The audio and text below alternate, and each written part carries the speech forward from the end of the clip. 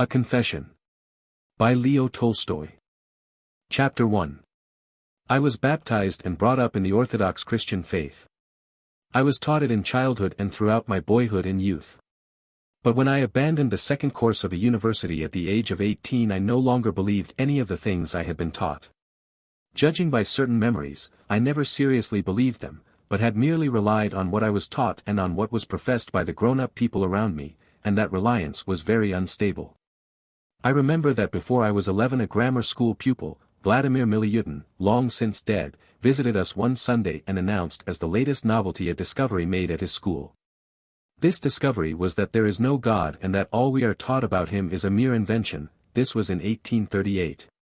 I remember how interested my elder brothers were in this information. They called me to their council and we all, I remember, became very animated, and accepted it as something very interesting and quite possible. I remember also that when my elder brother, Dmitri, who was then at the university, suddenly, in the passionate way natural to him, devoted himself to religion and began to attend all the church services, to fast and to lead a pure and moral life. We all, even our elders, unceasingly held him up to ridicule and for some unknown reason called him Noah. I remember that Musin Pushkin, the then curator of Kazan University, when inviting us to dance at his home, ironically persuaded my brother, who was declining the invitation, by the argument that even David danced before the ark.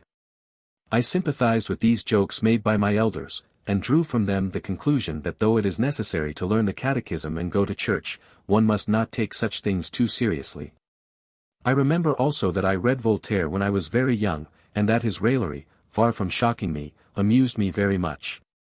My lapse from faith occurred as is usual among people on our level of education. In most cases, I think, it happens thus: a man lives like everybody else, on the basis of principles not merely having nothing in common with religious doctrine, but generally opposed to it.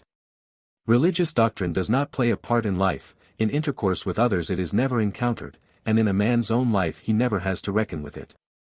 Religious doctrine is professed far away from life and independently of it. If it is encountered, it is only as an external phenomenon disconnected from life. Then as now, it was and is quite impossible to judge by a man's life and conduct whether he is a believer or not.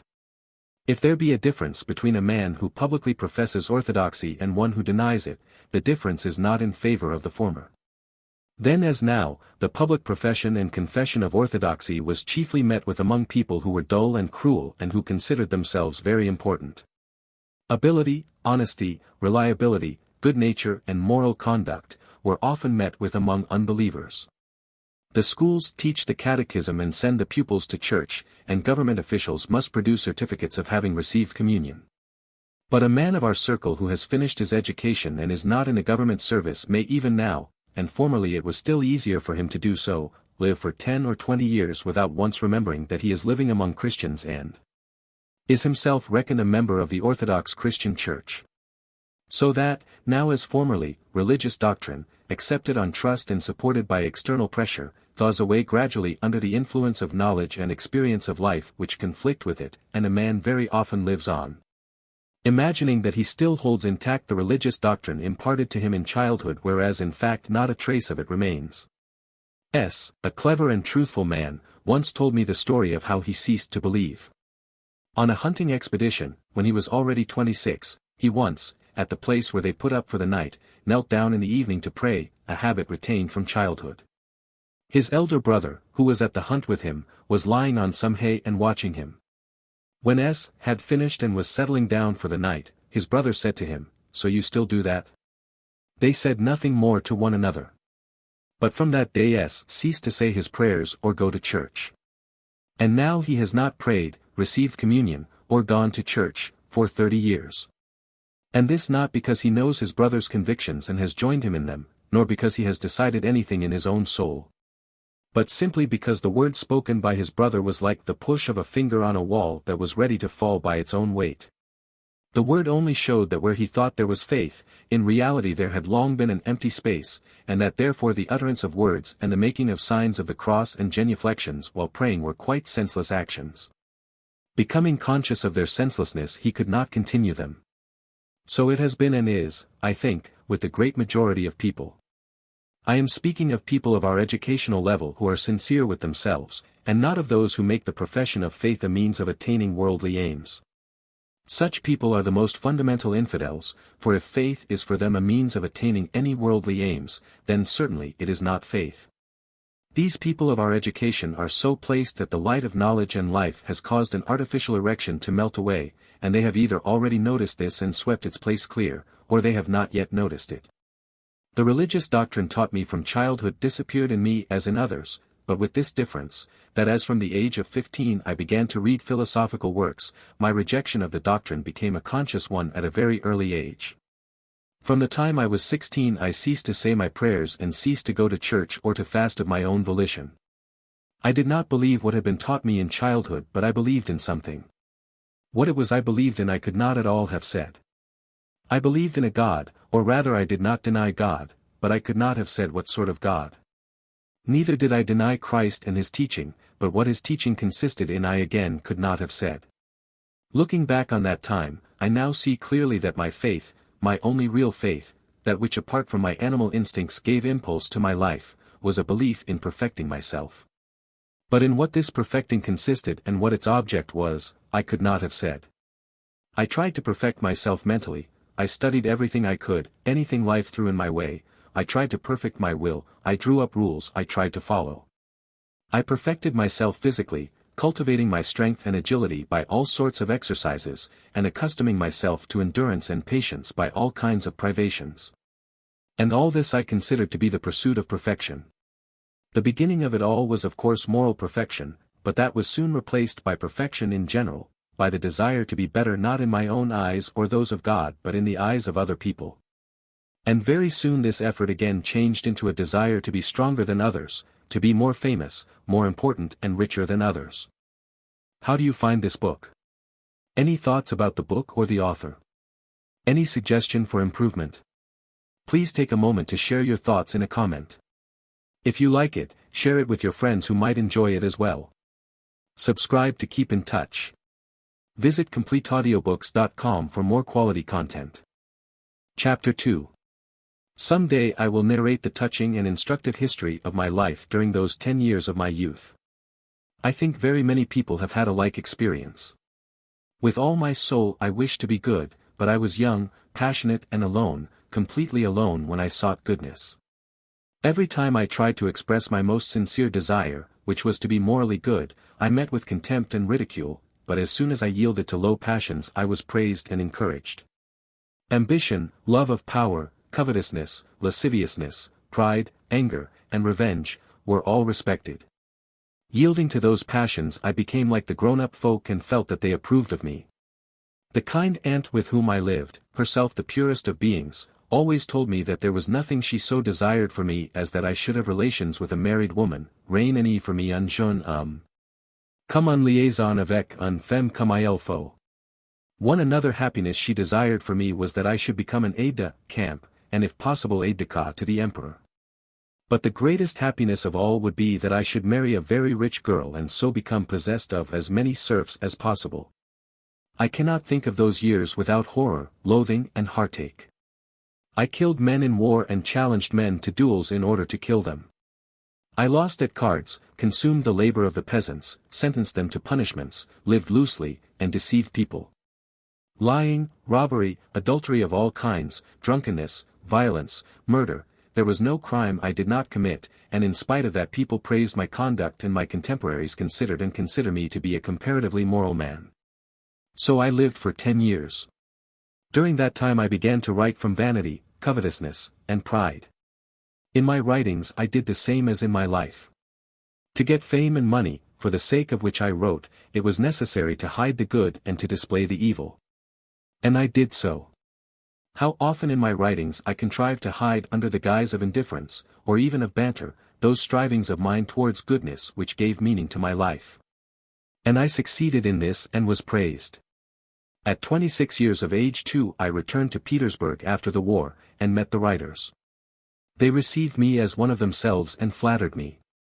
And before I had time to look round I had adopted the views on life of the set of authors I had come among. And these views completely obliterated all my former strivings to improve, they furnished a theory which justified the dissoluteness of my life.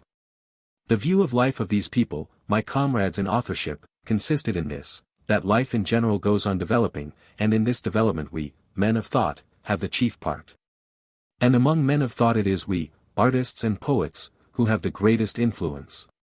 Our vocation is to teach mankind. And lest the simple question should suggest itself, what do I know, and what can I teach? It was explained in this theory that this need not be known, and that the artist and poet teach unconsciously.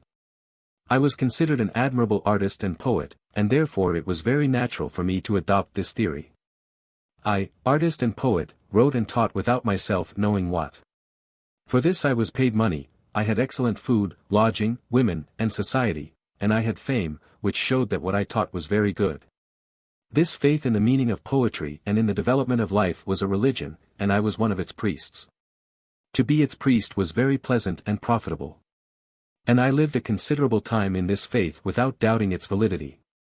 But in the second and still more in the third year of this life I began to doubt the infallibility of this religion and to examine it. My first cause of doubt was that I began to notice that the priests of this religion were not all in accord among themselves.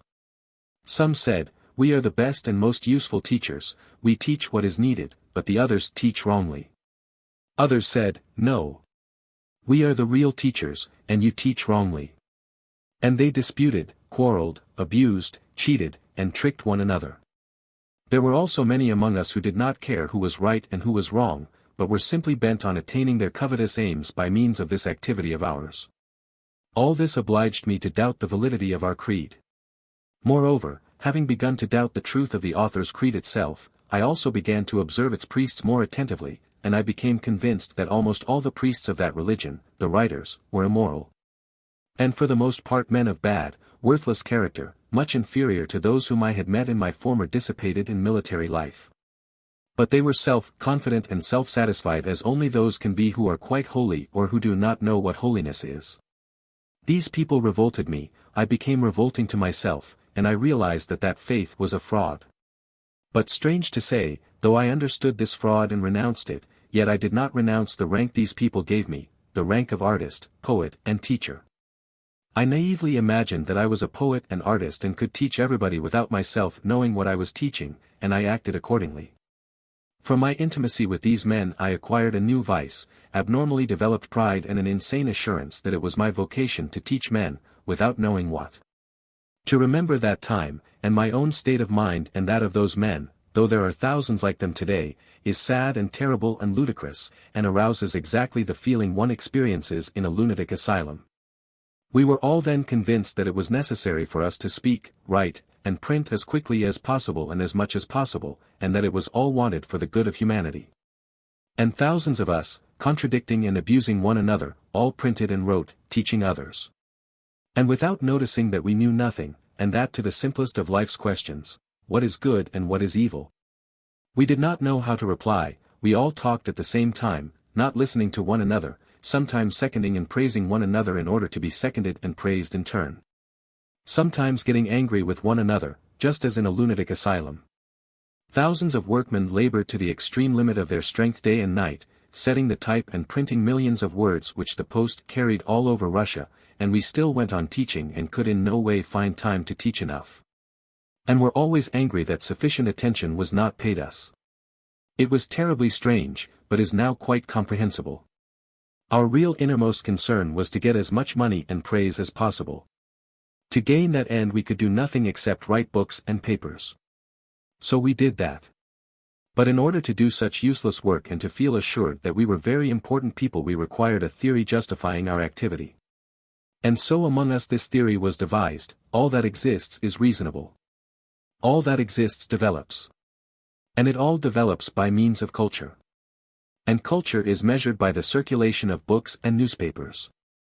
And we are paid money and are respected because we write books and newspapers, and therefore we are the most useful and the best of men.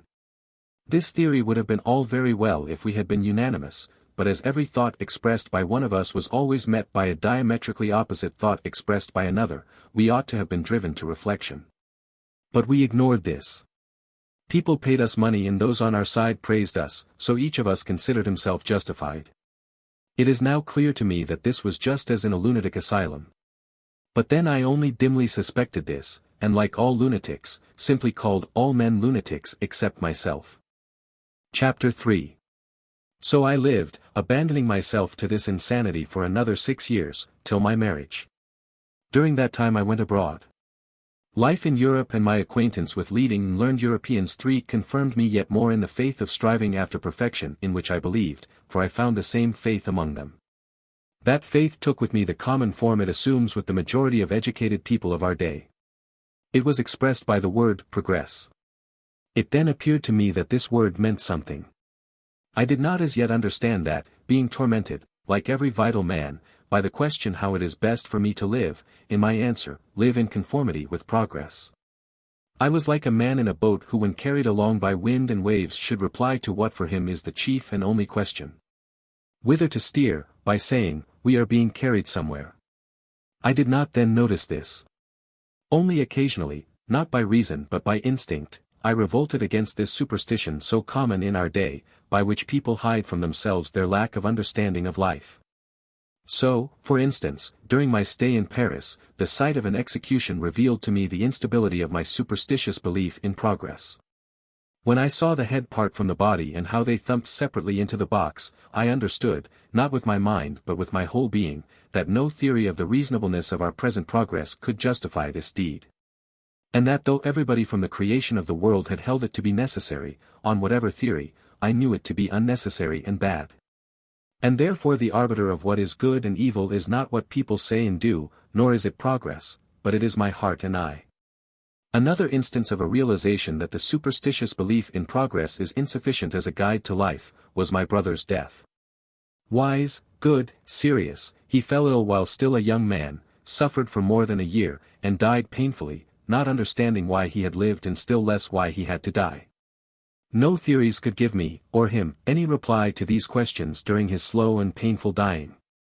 But these were only rare instances of doubt, and I actually continued to live professing a faith only in progress. Everything evolves and I evolve with it, and why it is that I evolve with all things will be known some day. So I ought to have formulated my faith at that time.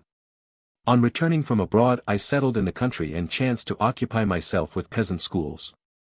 This work was particularly to my taste because in it I had not to face the falsity which had become obvious to me and stared me in the face when I tried to teach people by literary means. Here also I acted in the name of progress, but I already regarded progress itself critically. I said to myself, in some of its developments progress has proceeded wrongly, and with primitive peasant children one must deal in a spirit of perfect freedom, letting them choose what path of progress they please. In reality I was ever revolving round one and the same insoluble problem, which was, how to teach without knowing what to teach. In the higher spheres of literary activity I had realized that one could not teach without knowing what, for I saw that people all taught differently, and by quarreling among themselves only succeeded in hiding their ignorance from one another. But here, with peasant children, I thought to evade this difficulty by letting them learn what they liked. It amuses me now when I remember how I shuffled in trying to satisfy my desire to teach, while in the depth of my soul I knew very well that I could not teach anything needful for I did not know what was needful. After spending a year at school work I went abroad a second time to discover how to teach others while myself knowing nothing. And it seemed to me that I had learnt this abroad, and in the year of the peasants' emancipation, 1861, I returned to Russia armed with all this wisdom, and having become an arbiter I began to teach. Both the uneducated peasants in schools and the educated classes through a magazine I published. Things appeared to be going well, but I felt I was not quite sound mentally and that matters could not long continue in that way. And I should perhaps then have come to the state of despair I reached 15 years later had there not been one side of life still unexplored by me which promised me happiness, that was my marriage. For a year I busied myself with arbitration work, the schools, and the magazine. And I became so worn out, as a result especially of my mental confusion, and so hard was my struggle as arbiter, so obscure the results of my activity in the schools. So repulsive my shuffling in the magazine, which always amounted to one and the same thing, a desire to teach everybody and to hide the fact that I did not know what to teach, that I fell ill, mentally rather than physically, threw up everything. And went away to the Bashkirs in the steppes, to breathe fresh air, drink kumis 5, and live a merely animal life. Returning from there I married. The new conditions of happy family life completely diverted me from all search for the general meaning of life. My whole life was centered at that time in my family, wife and children, and therefore in care to increase our means of livelihood. My striving after self-perfection, for which I had already substituted a striving for perfection in general, i.e. progress, was now again replaced by the effort simply to secure the best possible conditions for myself and my family. So another 15 years passed. In spite of the fact that I now regarded authorship as of no importance, the temptation of immense monetary rewards and applause for my insignificant work, and I devoted myself to it as a means of improving my material position and of stifling in my soul all questions as to the meaning of my own life or life in general. I wrote, teaching what was for me the only truth, namely, that one should live so as to have the best for oneself and one's family. So I lived, but 5 years ago something very strange began to happen to me. At first I experienced moments of perplexity and arrest of life, and though I did not know what to do or how to live, and I felt lost and became dejected. But this passed and I went on living as before. Then these moments of perplexity began to recur oftener, and always in the same form. They were always expressed by the questions, what is it for? What does it lead to? At first it seemed to me that these were aimless and irrelevant questions. I thought that it was all well known, and that if I should ever wish to deal with the solution it would not cost me much effort. Just at present I had no time for it, but when I wanted to I should be able to find the answer. The questions however began to repeat themselves frequently, and to demand replies more and more insistently. And like drops of ink always falling on one place they ran together into one black blot. Then occurred what happens to everyone sickening with a mortal internal disease. At first trivial signs of indisposition appear to which the sick man pays no attention, then these signs reappear more and more often and merge into one uninterrupted period of suffering. The suffering increases, and before the sick man can look round, what he took for a mere indisposition has already become more important to him than anything else in the world, it is death. That is what happened to me. I understood that it was no casual indisposition but something very important, and that if these questions constantly repeated themselves they would have to be answered. And I tried to answer them. The questions seemed such stupid, simple, childish ones, but as soon as I touched them and tried to solve them I at once became convinced, first, that they are not childish and stupid but the most important and profound of life's questions. And secondly that, occupying myself with my Samara estate, the education of my son, or the writing of a book, I had to know why I was doing it. As long as I did not know why, I could do nothing and could not live. Amid the thoughts of estate management which greatly occupied me at that time, the question would suddenly occur, well, you will have 6,000 desiatinas 6 of land in Samara government and 300 horses, and what then? And I was quite disconcerted and did not know what to think. Or when considering plans for the education of my children, would say to myself, what for? Or when considering how the peasants might become prosperous, I would suddenly say to myself, but what does it matter to me? Or when thinking of the fame my works would bring me, I would say to myself, very well. You will be more famous than Gogol or Pushkin or Shakespeare or Molière, or than all the writers in the world, and what of it? And I could find no reply at all. The questions would not wait, they had to be answered at once, and if I did not answer them it was impossible to live. But there was no answer. I felt that what I had been standing on had collapsed and that I had nothing left under my feet. What I had lived on no longer existed, and there was nothing left. Chapter 4. My life came to a standstill. I could breathe, eat, drink, and sleep, and I could not help doing these things, but there was no life, for there were no wishes the fulfillment of which I could consider reasonable. If I desired anything, I knew in advance that whether I satisfied my desire or not, nothing would come of it. Had a fairy come and offered to fulfill my desires I should not have known what to ask. If in moments of intoxication I felt something which, though not a wish, was a habit left by former wishes, in sober moments I knew this to be a delusion and that there was really nothing to wish for. I could not even wish to know the truth, for I guessed of what it consisted. The truth was that life is meaningless. I had as it were lived, and walked, till I had come to a precipice and saw clearly that there was nothing ahead of me but destruction. It was impossible to stop, impossible to go back, and impossible to close my eyes or avoid seeing that there was nothing ahead but suffering and real death, complete annihilation. It had come to this, that I, a healthy, fortunate man, felt I could no longer live. Some irresistible power impelled me to rid myself one way or other of life. I cannot say I wished to kill myself. The power which drew me away from life was stronger, fuller, and more widespread than any mere wish. It was a force similar to the former striving to live, only in a contrary direction. All my strength drew me away from life. The thought of self-destruction now came to me as naturally as thoughts of how to improve my life had come formerly.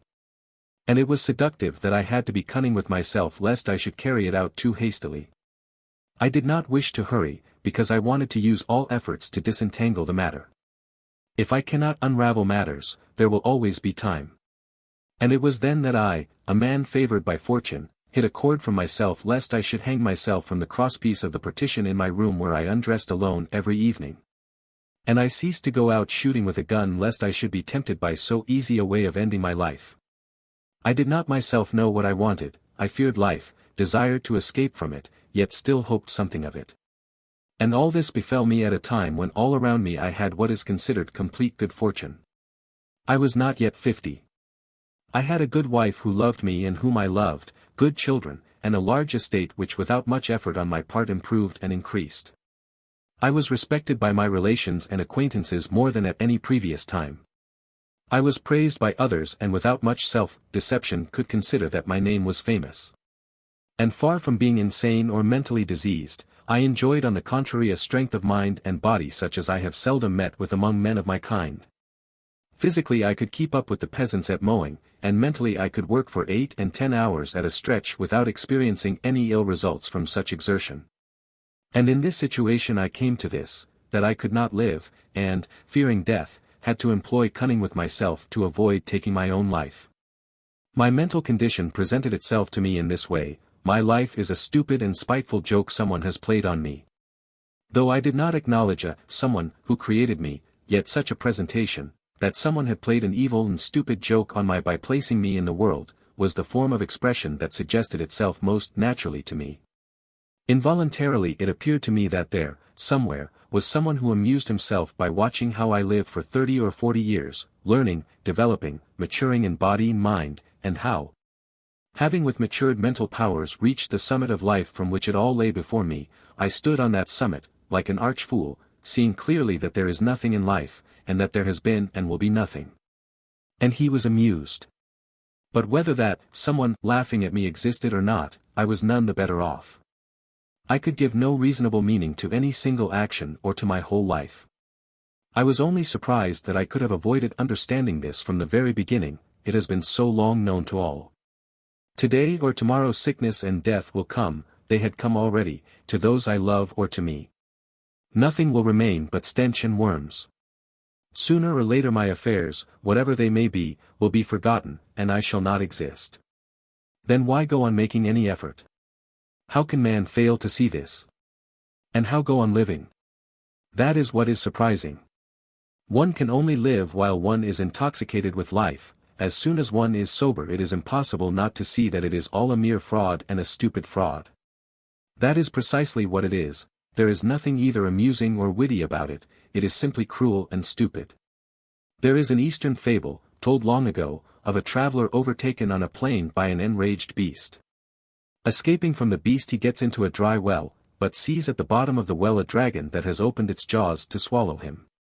And the unfortunate man, not daring to climb out lest he should be destroyed by the enraged beast, and not daring to leap to the bottom of the well lest he should be eaten by the dragon, seizes a twig growing in a crack in the well and clings to it. His hands are growing weaker and he feels he will soon have to resign himself to the destruction that awaits him above or below, but still he clings on.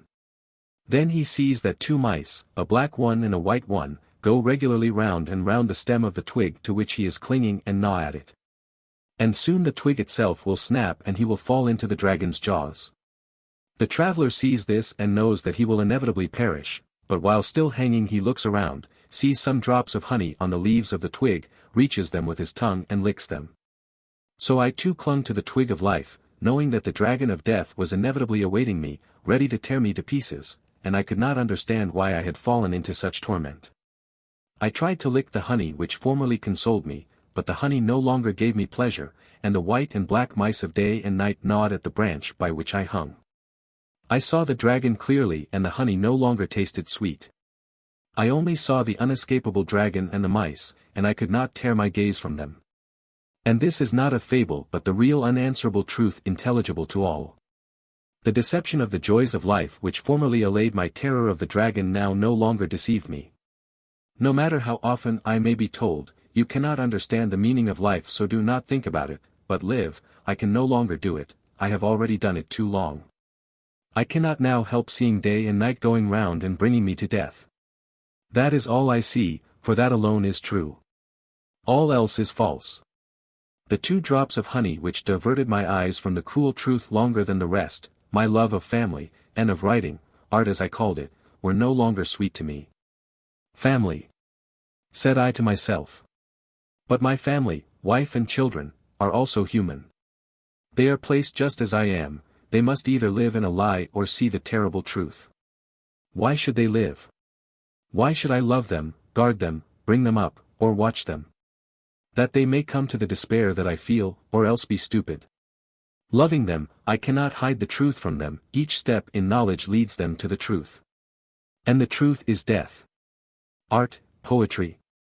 Under the influence of success and the praise of men, I had long assured myself that this was a thing one could do though death was drawing near, death which destroys all things, including my work and its remembrance, but soon I saw that that too was a fraud. It was plain to me that art is an adornment of life, an allurement to life. But life had lost its attraction for me. So how could I attract others? As long as I was not living my own life but was borne on the waves of some other life, as long as I believed that life had a meaning, though one I could not express, the reflection of life in poetry and art of all kinds afforded me pleasure. It was pleasant to look at life in the mirror of art. But when I began to seek the meaning of life and felt the necessity of living my own life, that mirror became for me unnecessary, superfluous, ridiculous, or painful. I could no longer soothe myself with what I now saw in the mirror, namely, that my position was stupid and desperate. It was all very well to enjoy the sight when in the depth of my soul I believed that my life had a meaning. Then the play of lights, comic, tragic, touching, beautiful, and terrible, in life amused me. No sweetness of honey could be sweet to me when I saw the dragon and saw the mice gnawing away my support. Nor was that all. Had I simply understood that life had no meaning I could have borne it quietly, knowing that that was my lot. But I could not satisfy myself with that.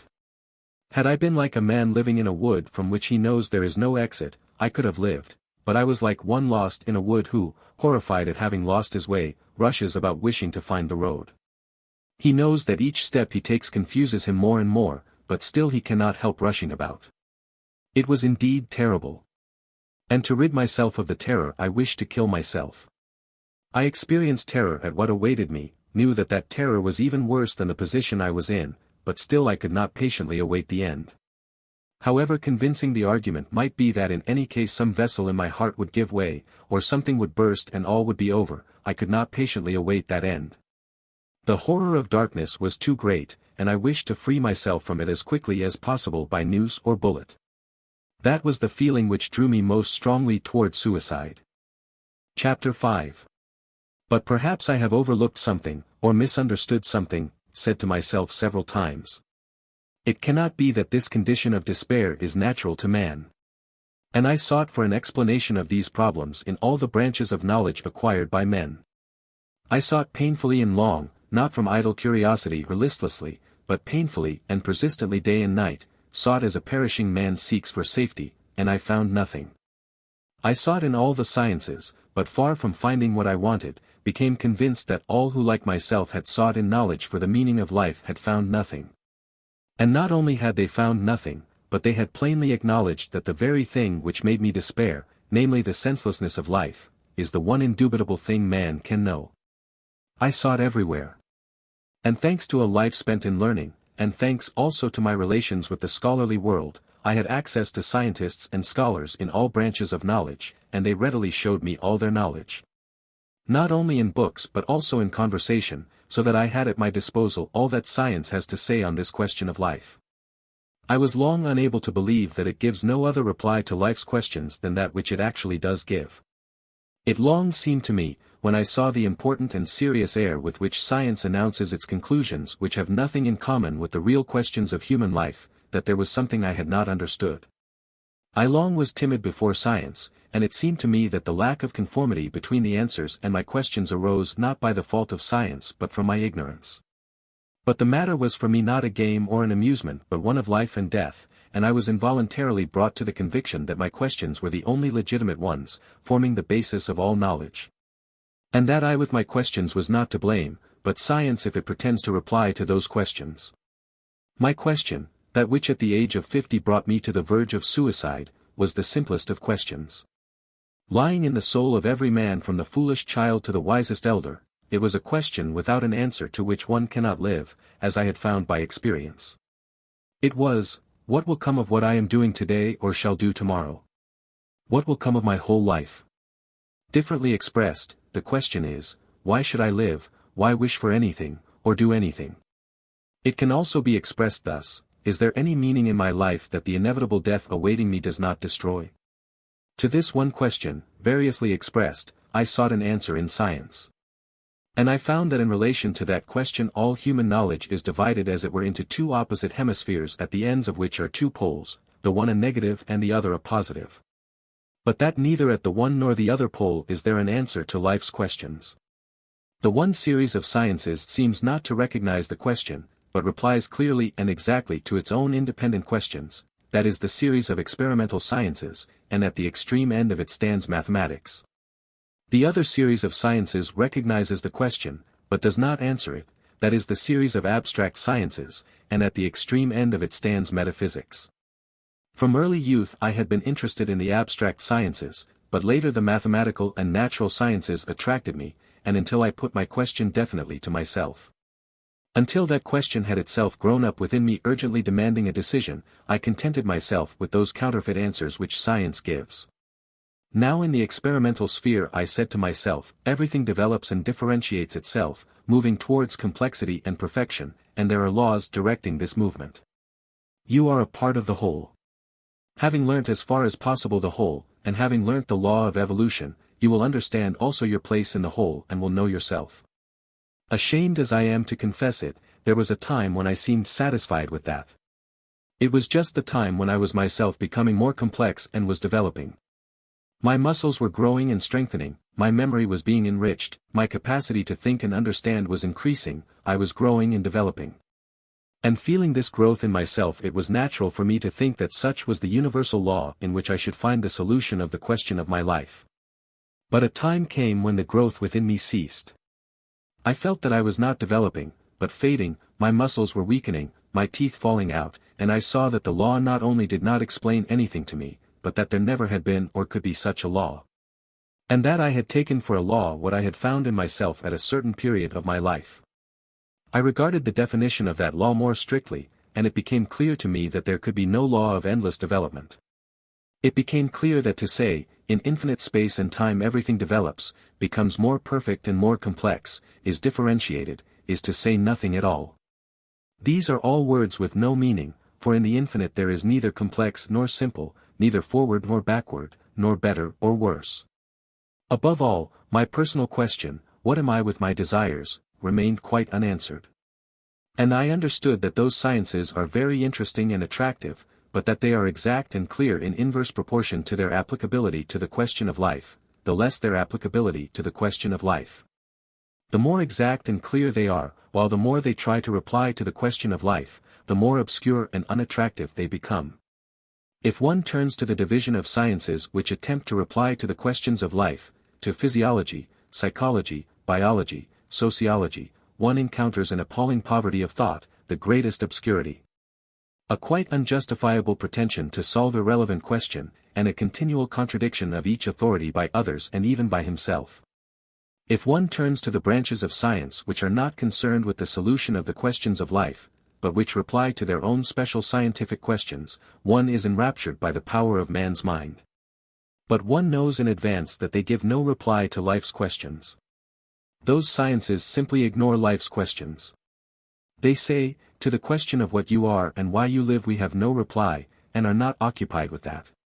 But if you want to know the laws of light, of chemical combinations, the laws of development of organisms, if you want to know the laws of bodies and their form, and the relation of numbers and quantities, if you want to know the laws of your mind.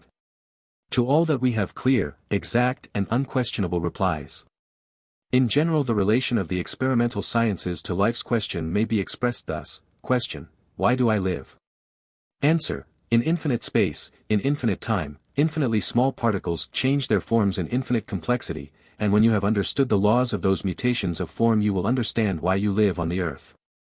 Then in the sphere of abstract science I said to myself, all humanity lives and develops on the basis of spiritual principles and ideals which guide it. Those ideals are expressed in religions, in sciences, in arts, in forms of government. Those ideals become more and more elevated, and humanity advances to its highest welfare. I am part of humanity, and therefore my vocation is to forward the recognition and the realization of the ideals of humanity.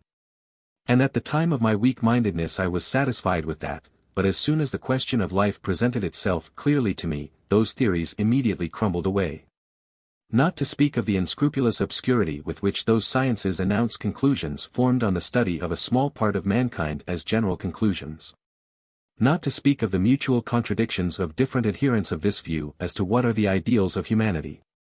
The strangeness, not to say stupidity, of the theory consists in the fact that in order to reply to the question facing each man, what am I, or why do I live, or what must I do? One has first to decide the question, what is the life of the whole? Which is to him unknown and of which he is acquainted with one tiny part in 1 minute period of time. To understand what he is, one man must first understand all this mysterious humanity, consisting of people such as himself who do not understand one another. I have to confess that there was a time when I believed this. It was the time when I had my own favorite ideals justifying my own caprices, and I was trying to devise a theory which would allow one to consider my caprices as the law of humanity.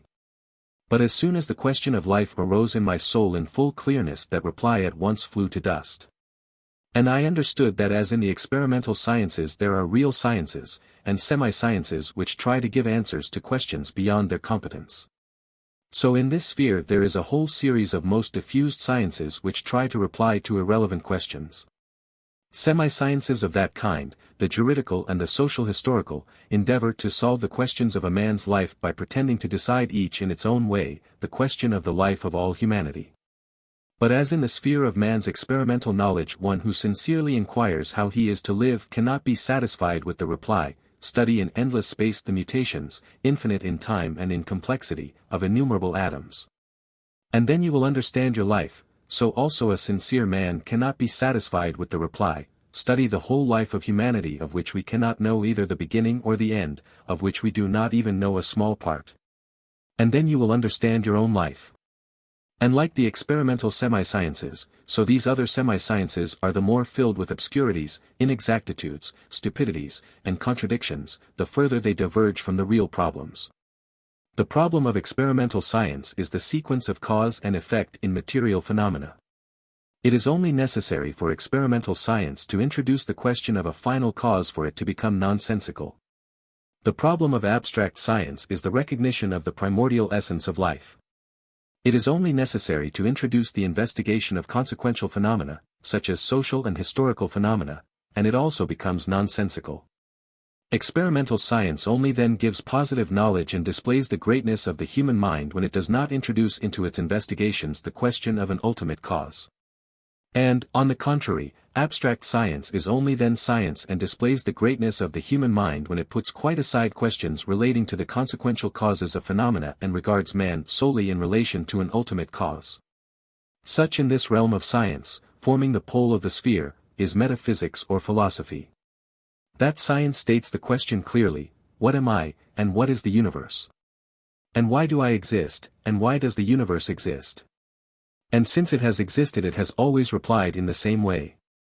Whether the philosopher calls the essence of life existing within me, and in all that exists, by the name of idea, or substance, or spirit, or will, he says one and the same thing, that this essence exists and that I am of that same essence. But why it is he does not know, and does not say, if he is an exact thinker. I ask, why should this essence exist? What results from the fact that it is and will be? And philosophy not merely does not reply, but is itself only asking that question. And if it is real philosophy, all its labor lies merely in trying to put that question clearly. And if it keeps firmly to its task, it cannot reply to the question otherwise than thus: what am I, and what is the universe? All and nothing, and to the question, why, by, I do not know. So that however I may turn these replies of philosophy, I can never obtain anything like an answer, and not because, as in a clear experimental sphere, the reply does not relate to my question, but because here, though all the mental work is directed just to my question, there is no answer, but instead of an answer one gets the same question, only in a complex form. Chapter 6. In my search for answers to life's questions, I experienced just what is felt by a man lost in a forest. He reaches a glade, climbs a tree, and clearly sees the limitless distance, but sees that his home is not and cannot be there. Then he goes into the dark wood and sees the darkness, but there also his home is not. So I wandered in that wood of human knowledge, amid the gleams of mathematical and experimental science which showed me clear horizons but in a direction where there could be no home. And also amid the darkness of the abstract sciences where I was immersed in deeper gloom the further I went, and where I finally convinced myself that there was, and could be, no exit. Yielding myself to the bright side of knowledge, I understood that I was only diverting my gaze from the question. However alluringly clear those horizons which opened out before me might be, however alluring it might be to immerse oneself in the limitless expanse of those sciences, I already understood that the clearer they were the less they met my need and the less they applied to my question. I know, said I to myself, what science so persistently tries to discover, and along that road there is no reply to the question as to the meaning of my life. In the abstract sphere I understood that notwithstanding the fact, or just because of the fact, that the direct aim of science is to reply to my question, there is no reply but that which I have myself already given: what is the meaning of my life? There is none. Or, what will come of my life? Nothing. Or, why does everything exist that exists, and why do I exist? Because it exists. Inquiring for one region of human knowledge, I received an innumerable quantity of exact replies concerning matters about which I had not asked, about the chemical constituents of the stars, about the movement of the sun towards the constellation Hercules, about the origin of species and of man, about the forms of infinitely minute imponderable particles of ether. But in this sphere of knowledge the only answer to my question, what is the meaning of my life, was: you are what you call your life, you are a transitory, casual cohesion of particles. The mutual interactions and changes of these particles produce in you what you call your life. That cohesion will last some time. Afterwards the interaction of these particles will cease and what you call life will cease, and so will all your questions. You are an accidentally united little lump of something. That little lump ferments. The little lump calls that fermenting its life. The lump will disintegrate and there will be an end of the fermenting and of all the questions. So answers the clear side of science, and cannot answer otherwise if it strictly follows its principles. From such a reply one sees that the reply does not answer the question. I want to know the meaning of my life, but that it is a fragment of the infinite, far from giving it a meaning destroys its every possible meaning. The obscure compromises which that side of experimental exact science makes with abstract science when it says that the meaning of life consists in development and in cooperation with development, owing to their inexactness and obscurity, cannot be considered as replies. The other side of science, the abstract side, when it holds strictly to its principles, replying directly to the question, always replies, and in all ages has replied. In one and the same way, the world is something infinite and incomprehensible, part of that incomprehensible, all. Again I exclude all those compromises between abstract and experimental sciences which supply the whole ballast of the semi-sciences called juridical, political, and historical. In those semi-sciences the conception of development and progress is again wrongly introduced, only with this difference, that there it was the development of everything while here it is the development of the life of mankind.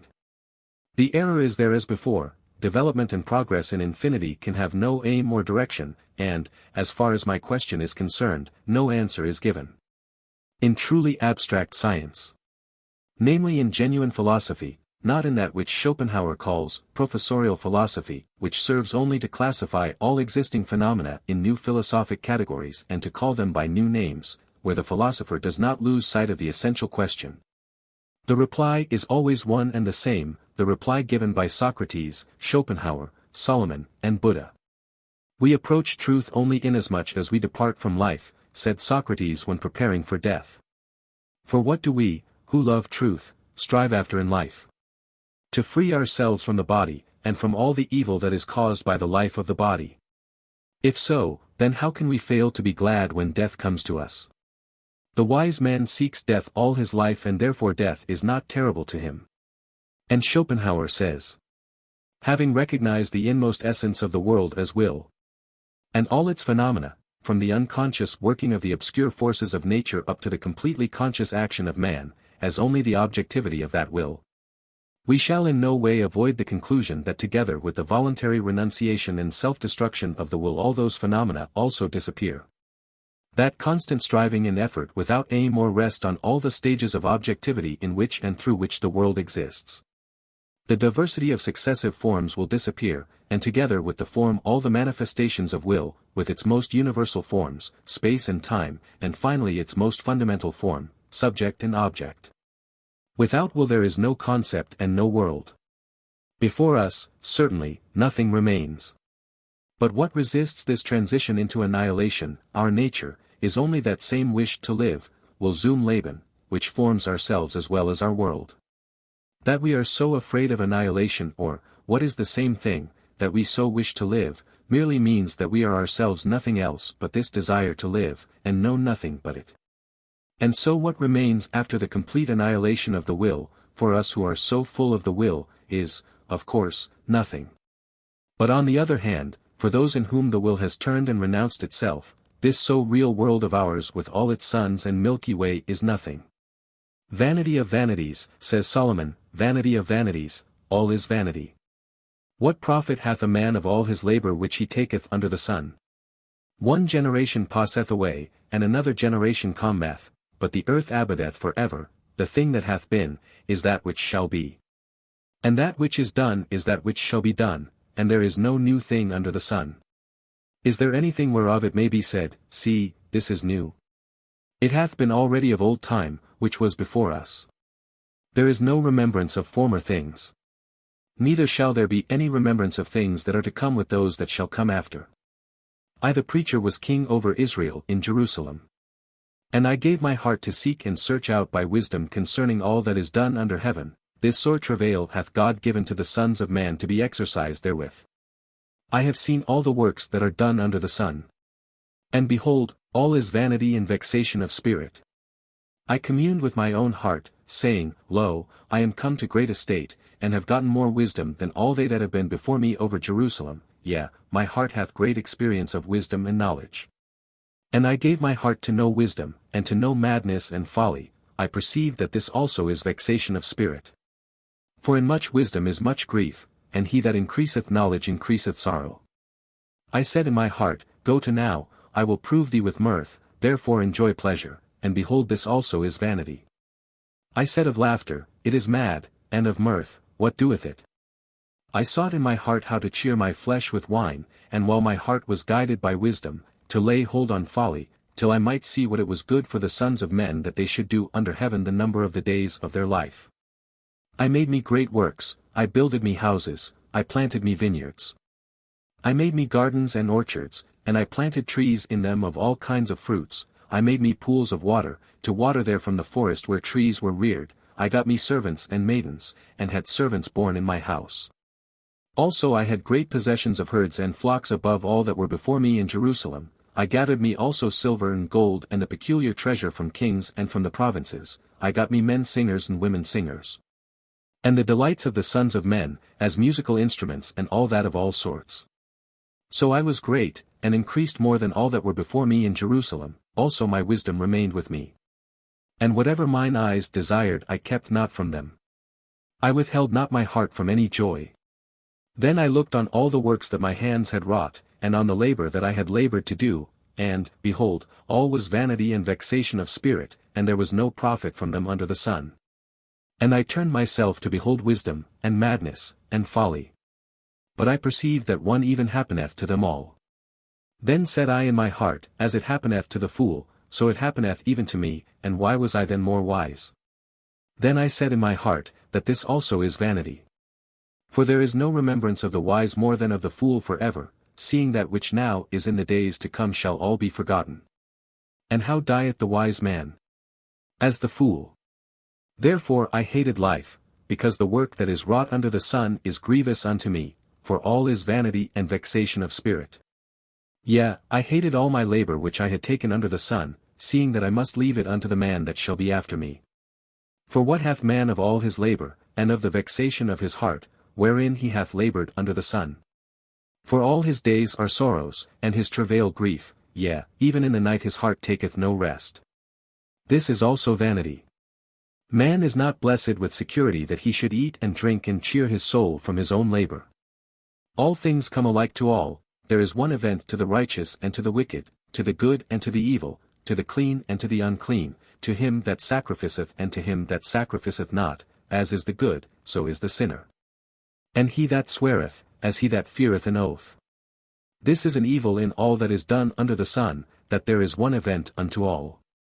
Yea, also the heart of the sons of men is full of evil, and madness is in their heart while they live, and after that they go to the dead.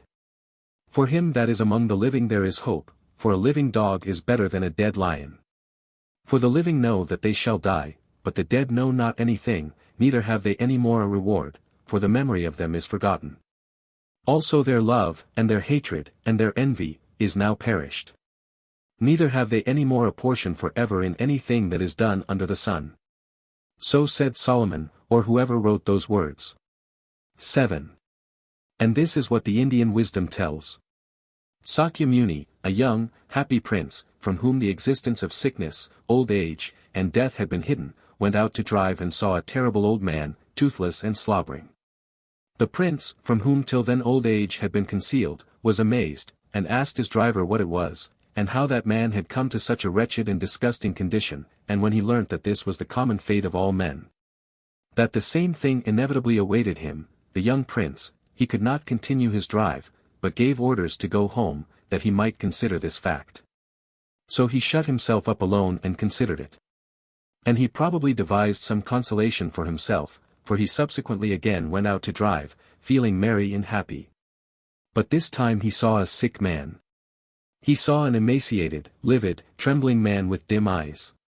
The prince, from whom sickness had been concealed, stopped and asked what this was. And when he learnt that this was sickness, to which all men are liable, and that he himself, a healthy and happy prince, might himself fall ill tomorrow, he again was in no mood to enjoy himself but gave orders to drive home. And again sought some solace, and probably found it, for he drove out a third time for pleasure. But this third time he saw another new sight, he saw men carrying something. What is that? A dead man. What does dead mean? Asked the prince. He was told that to become dead means to become like that man. The prince approached the corpse, uncovered it, and looked at it. What will happen to him now? Asked the prince. He was told that the corpse would be buried in the ground. Why? Because he will certainly not return to life, and will only produce a stench and worms. And is that the fate of all men? Will the same thing happen to me? Will they bury me, and shall I cause a stench and be eaten by worms? Yes. Home. I shall not drive out for pleasure, and never will so drive out again. And Sakya Muni could find no consolation in life, and decided that life is the greatest of evils. And he devoted all the strength of his soul to free himself from it, and to free others, and to do this so that, even after death, life shall not be renewed any more but be completely destroyed at its very roots. So speaks all the wisdom of India. These are the direct replies that human wisdom gives, and it replies to life's question. The life of the body is an evil and a lie. Therefore the destruction of the life of the body is a blessing, and we should desire it, says Socrates. Life is that which should not be, an evil, and the passage into nothingness is the only good in life, says Schopenhauer. All that is in the world, folly and wisdom and riches and poverty and mirth and grief, is vanity and emptiness. Man dies and nothing is left of him. And that is stupid, says Solomon. To life in the consciousness of the inevitability of suffering, of becoming enfeebled, of old age and of death, is impossible. We must free ourselves from life, from all possible life, says Buddha. And what these strong minds said has been said and thought and felt by millions upon millions of people like them. And I have thought it and felt it. So my wandering among the sciences, far from freeing me from my despair, only strengthened it.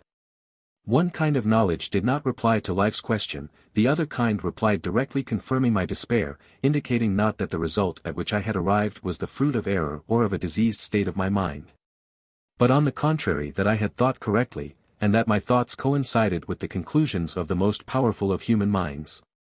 It is no good deceiving oneself. It is all vanity. Happy is he who has not been born. Death is better than life, and one must free oneself from life. Chapter 7.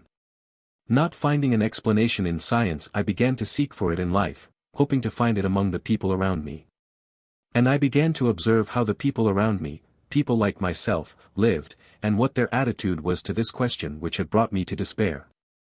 And this is what I found among people who were in the same position as myself as regards education and manner of life. I found that for people of my circle there were 4 ways out of the terrible position in which we are all placed. The first was that of ignorance.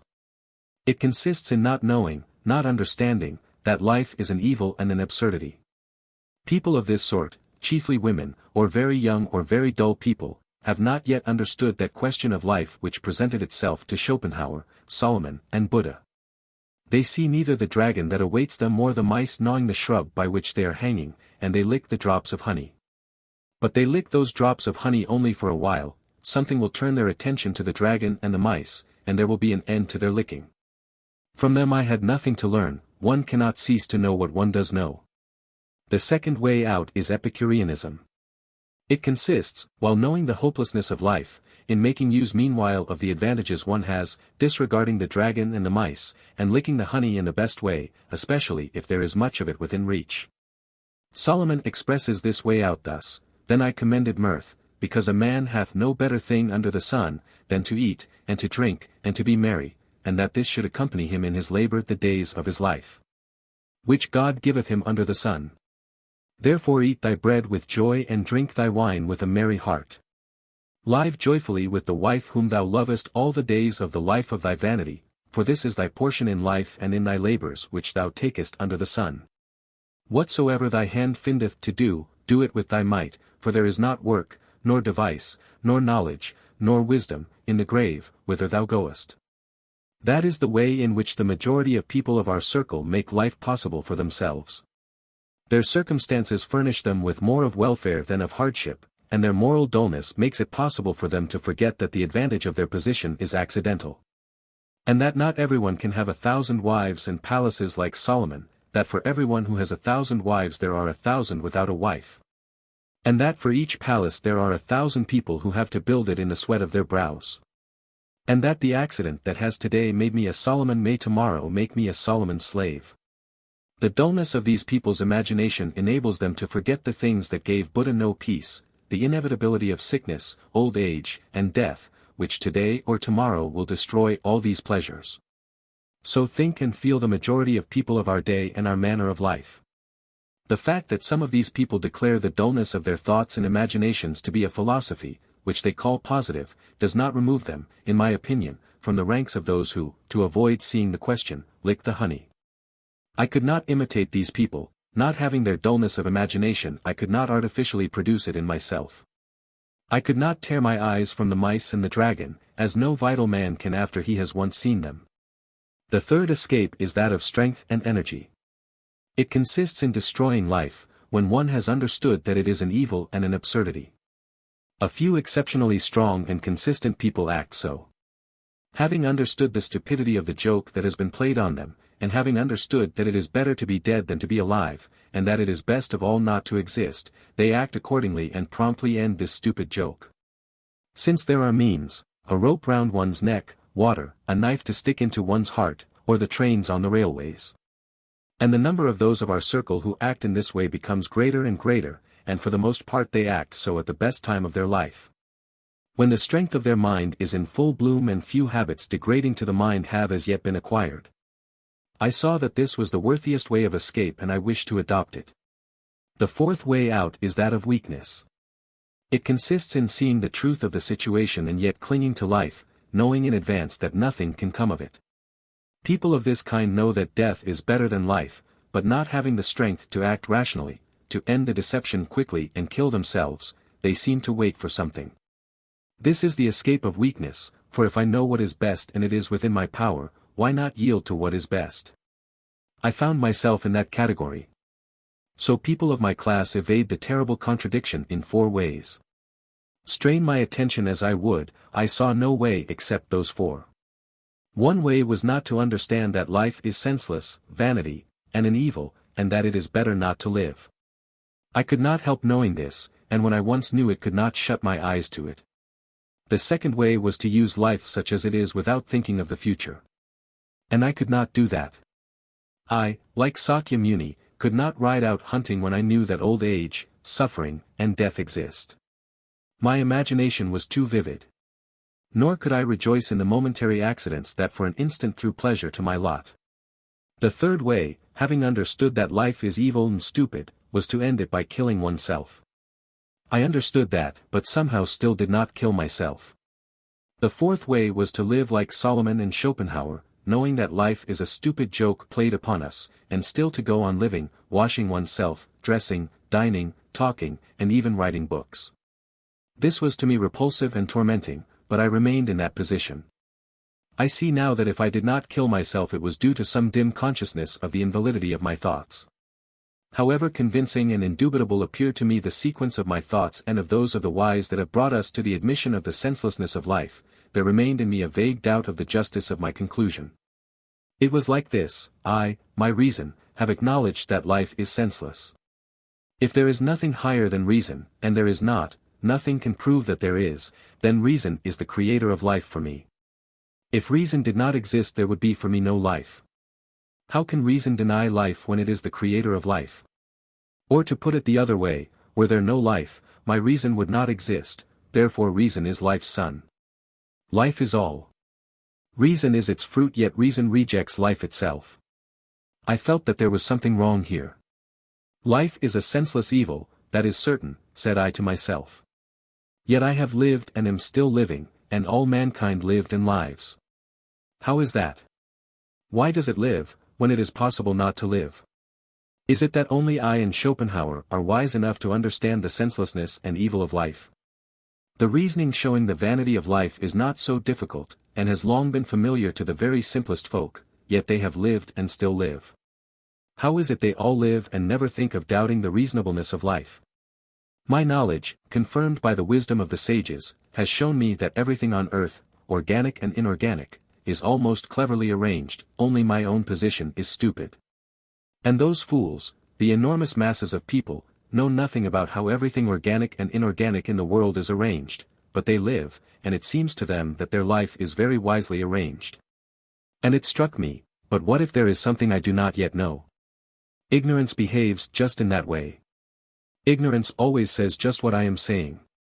When it does not know something, it says that what it does not know is stupid.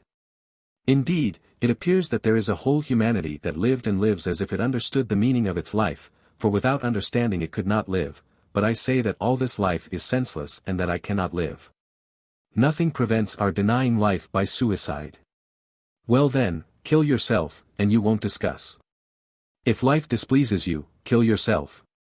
You live, and cannot understand the meaning of life, then finish it, and do not fool about in life, saying and writing that you do not understand it. You have come into good company where people are contented and know what they are doing. If you find it dull and repulsive, go away. Indeed, what are we who are convinced of the necessity of suicide yet do not decide to commit it, but the weakest, most inconsistent, and to put it plainly, the stupidest of men? Fussing about with our own stupidity as a fool fusses about with a painted hussy. For our wisdom, however indubitable it may be, has not given us the knowledge of the meaning of our life. But all mankind who sustain life, millions of them, do not doubt the meaning of life. Indeed, from the most distant time of which I know anything, when life began, people have lived knowing the argument about the vanity of life which has shown me its senselessness, and yet they lived attributing some meaning to it. From the time when any life began among men they had that meaning of life, and they led that life which has descended to me. All that is in me and around me, all, corporeal and incorporeal, is the fruit of their knowledge of life. Those very instruments of thought with which I consider this life and condemn it were all devised not by me but by them. I myself was born, taught, and brought up thanks to them. They dug out the iron, taught us to cut down the forests, tamed the cows and horses, taught us to sow corn and to live together, organized our life, and taught me to think and speak. And I, their product, fed, supplied with drink, taught by them, thinking with their thoughts and words, have argued that they are an absurdity. There is something wrong, said I to myself. I have blundered somewhere. But it was a long time before I could find out where the mistake was. Chapter 8. All these doubts, which I am now able to express more or less systematically, I could not then have expressed. I then only felt that however logically inevitable were my conclusions concerning the vanity of life, confirmed as they were by the greatest thinkers, there was something not right about them. Whether it was in the reasoning itself or in the statement of the question I did not know, I only felt that the conclusion was rationally convincing, but that was insufficient. All these conclusions could not so convince me as to make me do what followed from my reasoning, that is to say, kill myself. And I should have told an untruth had I, without killing myself, said that reason had brought me to the point I had reached. Reason worked, but something else was also working which I can only call a consciousness of life. A force was working which compelled me to turn my attention to this and not to that, and it was this force which extricated me from my desperate situation and turned my mind in quite another direction. This force compelled me to turn my attention to the fact that I and a few hundred similar people are not the whole of mankind, and that I did not yet know the life of mankind. Looking at the narrow circle of my equals, I saw only people who had not understood the question, or who had understood it and drowned it in life's intoxication, or had understood it and ended their lives. Or had understood it and yet from weakness were living out their desperate life. And I saw no others. It seemed to me that narrow circle of rich, learned, and leisured people to which I belonged formed the whole of humanity, and that those milliards of others who have lived and are living were cattle of some sort, not real people. Strange, incredibly incomprehensible as it now seems to me that I could, while reasoning about life, overlook the whole life of mankind that surrounded me on all sides. That I could to such a degree blunder so absurdly as to think that my life, and Solomon's and Schopenhauer's, is the real, normal life, and that the life of the milliards is a circumstance undeserving of attention, strange as this now is to me. I see that so it was. In the delusion of my pride of intellect it seemed to me so indubitable that I and Solomon and Schopenhauer had stated the question so truly and exactly that nothing else was possible, so indubitable did it seem that all those milliards consisted of men who had not yet arrived at an apprehension of all the profundity of the question, that I sought for the meaning of my life without it once occurring to me to ask, but what meaning is and has been given to their lives by all the milliards of common folk who live and have lived in the world. I long lived in this state of lunacy, which, in fact if not in words, is particularly characteristic of us very liberal and learned people. But thanks either to the strange physical affection I have for the real laboring people, which compelled me to understand them and to see that they are not so stupid as we suppose. Or thanks to the sincerity of my conviction that I could know nothing beyond the fact that the best I could do was to hang myself, at any rate I instinctively felt that if I wished to live and understand the meaning of life, I must seek this meaning not among those who have lost it and wish to kill themselves, but among those milliards of the past and the present who make life and who support the burden of their own lives and of ours also. And I considered the enormous masses of those simple, unlearned, and poor people who have lived and are living, and I saw something quite different. I saw that, with rare exceptions, all those milliards who have lived and are living do not fit into my divisions, and that I could not class them as not understanding the question. For they themselves state it and reply to it with extraordinary clearness. Nor could I consider them Epicureans, for their life consists more of privations and sufferings than of enjoyments. Still less could I consider them as irrationally dragging on a meaningless existence, for every act of their life, as well as death itself, is explained by them. To kill themselves they consider the greatest evil. It appeared that all mankind had a knowledge, unacknowledged and despised by me, of the meaning of life. It appeared that reasonable knowledge does not give the meaning of life, but excludes life, while the meaning attributed to life by milliards of people, by all humanity, rests on some despised pseudo-knowledge. Rational knowledge presented by the learned and wise, denies the meaning of life, but the enormous masses of men, the whole of mankind receive that meaning in irrational knowledge. And that irrational knowledge is faith, that very thing which I could not but reject. It is God, one in three, the creation in 6 days, the devils and angels, and all the rest that I cannot accept as long as I retain my reason. My position was terrible. I knew I could find nothing along the path of reasonable knowledge except a denial of life, and there, in faith, was nothing but a denial of reason, which was yet more impossible for me than a denial of life. From rational knowledge it appeared that life is an evil, people know this and it is in their power to end life, yet they lived and still live, and I myself live, though I have long known that life is senseless and an evil. By faith it appears that in order to understand the meaning of life I must renounce my reason, the very thing for which alone a meaning is required. Chapter 9. A contradiction arose from which there were 2 exits. Either that which I called reason was not so rational as I supposed, or that which seemed to me irrational was not so irrational as I supposed. And I began to verify the line of argument of my rational knowledge. Verifying the line of argument of rational knowledge I found it quite correct. The conclusion that life is nothing was inevitable, but I noticed a mistake.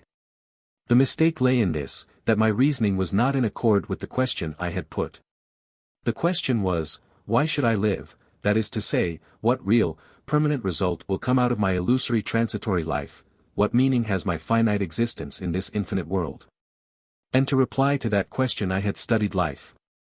The solution of all the possible questions of life could evidently not satisfy me, for my question, simple as it at first appeared, included a demand for an explanation of the finite in terms of the infinite, and vice versa. I asked, what is the meaning of my life, beyond time, cause, and space? And I replied to quite another question, what is the meaning of my life within time, cause, and space? With the result that, after long efforts of thought, the answer I reached was, none. In my reasonings I constantly compared, nor could I do otherwise, the finite with the finite, and the infinite with the infinite. But for that reason I reached the inevitable result, force is force, matter is matter, will is will, the infinite is the infinite, nothing is nothing, and that was all that could result. It was something like what happens in mathematics, when thinking to solve an equation, we find we are working on an identity. The line of reasoning is correct, but results in the answer that A equals A, or X equals X, or O equals O.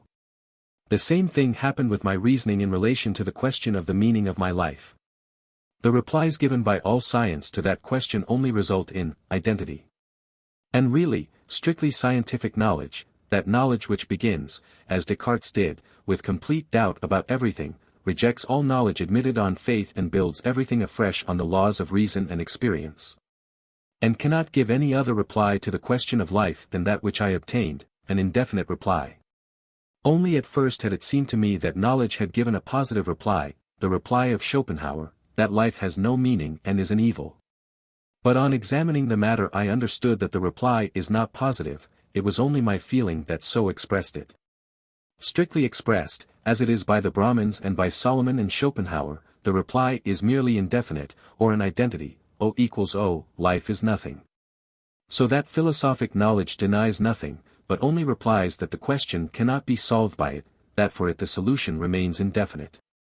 Having understood this, I understood that it was not possible to seek in rational knowledge for a reply to my question.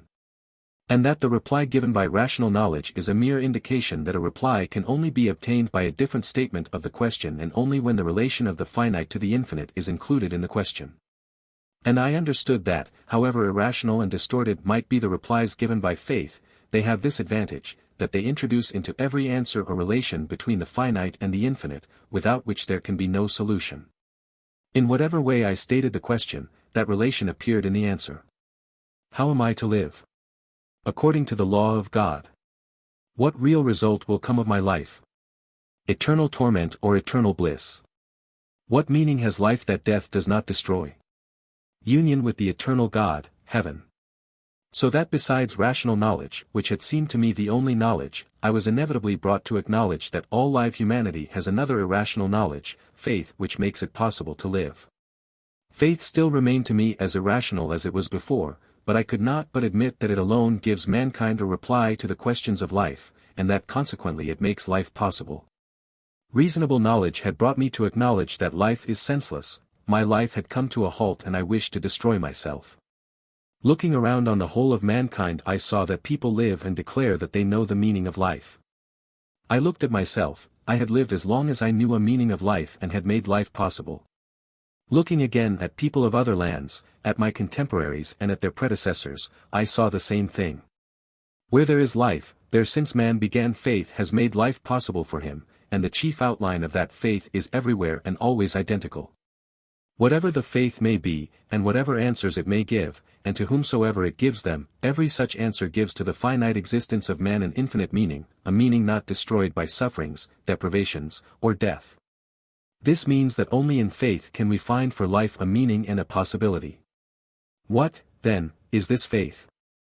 And I understood that faith is not merely the evidence of things not seen, etc. And is not a revelation, that defines only one of the indications of faith, is not the relation of man to God. One has first to define faith and then God, and not define faith through God. It not only agreement with what has been told one, as faith is most usually supposed to be, but faith is a knowledge of the meaning of human life in consequence of which man does not destroy himself but lives. Faith is the strength of life. If a man lives he believes in something. If he did not believe that one must live for something, he would not live. If he does not see and recognize the illusory nature of the finite, he believes in the finite. If he understands the illusory nature of the finite, he must believe in the infinite. Without faith he cannot live. And I recalled the whole course of my mental labor and was horrified.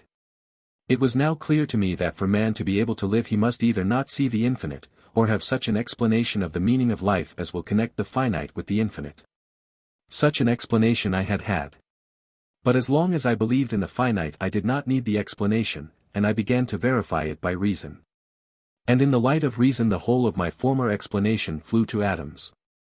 But a time came when I ceased to believe in the finite. And then I began to build up on rational foundations, out of what I knew, an explanation which would give a meaning to life, but nothing could I build. Together with the best human intellects I reached the result that O equals O, and was much astonished at that conclusion, though nothing else could have resulted. What was I doing when I sought an answer in the experimental sciences? I wished to know why I live, and for this purpose studied all that is outside me. Evidently I might learn much, but nothing of what I needed. What was I doing when I sought an answer in philosophical knowledge? I was studying the thoughts of those who had found themselves in the same position as I, lacking a reply to the question, why do I live? Evidently I could learn nothing but what I knew myself, namely that nothing can be known. What am I? A part of the infinite. In those few words lies the whole problem.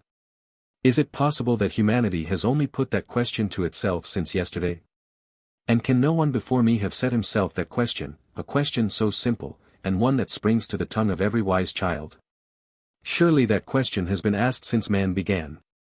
And naturally for the solution of that question since man began it has been equally insufficient to compare the finite with the finite and the infinite with the infinite.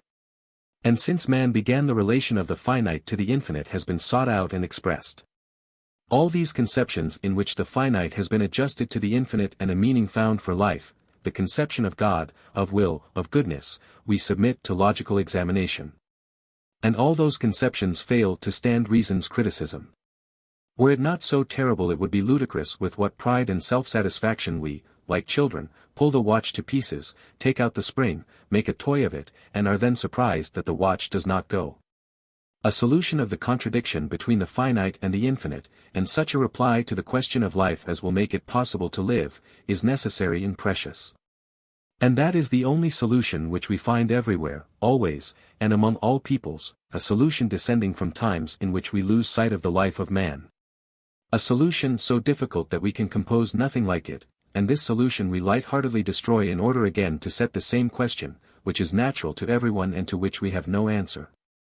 The conception of an infinite God, the divinity of the soul, the connection of human affairs with God, the unity and existence of the soul. Man's conception of moral goodness and evil, are conceptions formulated in the hidden infinity of human thought, they are those conceptions without which neither life nor I should exist. Yet rejecting all that labor of the whole of humanity, I wished to remake it afresh myself and in my own manner. I did not then think like that, but the germs of these thoughts were already in me. I understood, in the first place, that my position with Schopenhauer and Solomon, notwithstanding our wisdom, was stupid. We see that life is an evil and yet continue to live. That is evidently stupid, for if life is senseless and I am so fond of what is reasonable, it should be destroyed, and then there would be no one to challenge it. Secondly, I understood that all one's reasonings turned in a vicious circle like a wheel out of gear with its pinion. However much and however well we may reason, we cannot obtain a reply to the question. And O will always equal O, and therefore our path is probably erroneous. Thirdly, I began to understand that in the replies given by faith is stored up the deepest human wisdom, and that I had no right to deny them on the ground of reason, and that those answers are the only ones which reply to life's question. Chapter 10. I understood this, but it made matters no better for me. I was now ready to accept any faith if only it did not demand of me a direct denial of reason, which would be a falsehood. And I studied Buddhism and Mohammedanism from books, and most of all I studied Christianity both from books and from the people around me. Naturally I first of all turned to the orthodox of my circle, to people who were learned, to church theologians, monks, to theologians of the newest shade, and even to evangelicals who profess salvation by belief in the redemption. And I seized on these believers and questioned them as to their beliefs and their understanding of the meaning of life.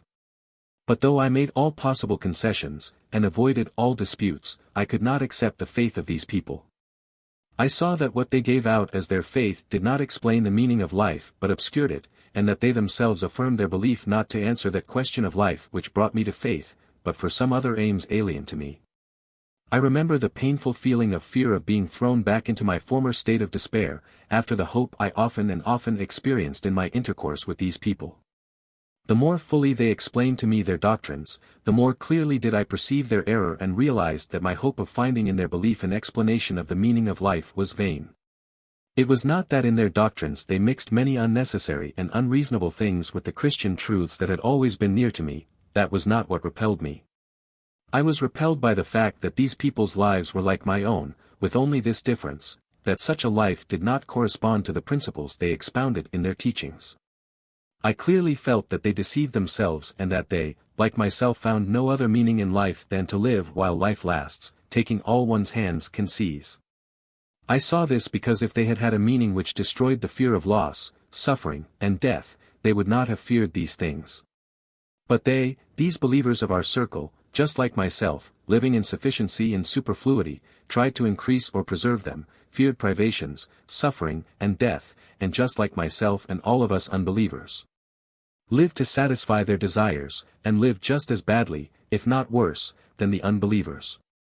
No arguments could convince me of the truth of their faith. Only deeds which showed that they saw a meaning in life making what was so dreadful to me, poverty, sickness, and death, not dreadful to them, could convince me. And such deeds I did not see among the various believers in our circle. On the contrary, I saw such deeds done by people of our circle who were the most unbelieving, but never by our so-called believers. And I understood that the belief of these people was not the faith I sought, and that their faith is not a real faith but an Epicurean consolation in life. I understood that faith may perhaps serve, if not for a consolation at least for some distraction for a repentant Solomon on his deathbed, but it cannot serve for the great majority of mankind, who are called on not to amuse themselves while consuming the labor of others but to create life. For all humanity to be able to live, and continue to live attributing a meaning to life, they, those milliards, must have a different, a real, knowledge of faith. Indeed, it was not the fact that we, with Solomon and Schopenhauer, did not kill ourselves that convinced me of the existence of faith, but the fact that those milliards of people have lived and are living, and have borne Solomon and us on the current of their lives. And I began to draw near to the believers among the poor, simple, unlettered folk, pilgrims, monks, sectarians, and peasants. The faith of these common people was the same Christian faith as was professed by the pseudo-believers of our circle. Among them, too, I found a great deal of superstition mixed with the Christian truths. But the difference was that the superstitions of the believers of our circle were quite unnecessary to them and were not in conformity with their lives, being merely a kind of Epicurean diversion. But the superstitions of the believers among the laboring masses conformed so with their lives that it was impossible to imagine them to oneself without those superstitions, which were a necessary condition of their life. The whole life of believers in our circle was a contradiction of their faith, but the whole life of the working folk believers was a confirmation of the meaning of life which their faith gave them. And I began to look well into the life and faith of these people. And the more I considered it, the more I became convinced that they have a real faith which is a necessity to them and alone gives their life a meaning and makes it possible for them to live. In contrast with what I had seen in our circle, where life without faith is possible and where hardly 1 in 1,000 acknowledges himself to be a believer, among them there is hardly 1 unbeliever in 1,000. In contrast with what I had seen in our circle, where the whole of life is passed in idleness, amusement, and dissatisfaction, I saw that the whole life of these people was passed in heavy labor, and that they were content with life. In contradistinction to the way in which people of our circle oppose fate and complain of it on account of deprivations and sufferings, these people accepted illness and sorrow without any perplexity or opposition. And with a quiet and firm conviction that all is good. In contradistinction to us, who the wiser we are the less we understand the meaning of life, and see some evil irony in the fact that we suffer and die, these folk live and suffer. And they approach death and suffering with tranquility and in most cases gladly. In contrast to the fact that a tranquil death, a death without horror and despair, is a very rare exception in our circle, a troubled, rebellious, and unhappy death is the rarest exception among the people. And such people, lacking all that for us and for Solomon is the only good of life and yet experiencing the greatest happiness, are a great multitude. I looked more widely around me. I considered the life of the enormous mass of the people in the past and the present. And of such people, understanding the meaning of life and able to live and to die, I saw not 2 or 3, or tens, but hundreds, thousands, and millions. And they all, endlessly different in their manners, minds, education, and position, as they were, all alike, in complete contrast to my ignorance, knew the meaning of life and death, labored quietly, endured deprivations and sufferings. And lived and died seeing therein not vanity but good. And I learnt to love these people. The more I came to know their life, the life of those who are living and of others who are dead of whom I read and heard, the more I loved them and the easier it became for me to live. So I went on for about 2 years, and a change took place in me which had long been preparing and the promise of which had always been in me. It came about that the life of our circle, the rich and learned, not merely became distasteful to me, but lost all meaning in my eyes. All our actions, discussions, science and art, presented itself to me in a new light. I understood that it is all merely self-indulgence, and that to find a meaning in it is impossible, while the life of the whole laboring people, the whole of mankind who produce life, appeared to me in its true significance. I understood that that is life itself, and that the meaning given to that life is true, and I accepted it. Chapter 11. And remembering how those very beliefs had repelled me and had seemed meaningless when professed by people whose lives conflicted with them. And how these same beliefs attracted me and seemed reasonable when I saw that people lived in accord with them, I understood why I had then rejected those beliefs and found them meaningless, yet now accepted them and found them full of meaning. I understood that I had erred, and why I erred. I had erred not so much because I thought incorrectly as because I lived badly. I understood that it was not an error in my thought that had hid truth from me as much as my life itself in the exceptional conditions of Epicurean gratification of desires in which I passed it. I understood that my question as to what my life is, and the answer, an evil, was quite correct.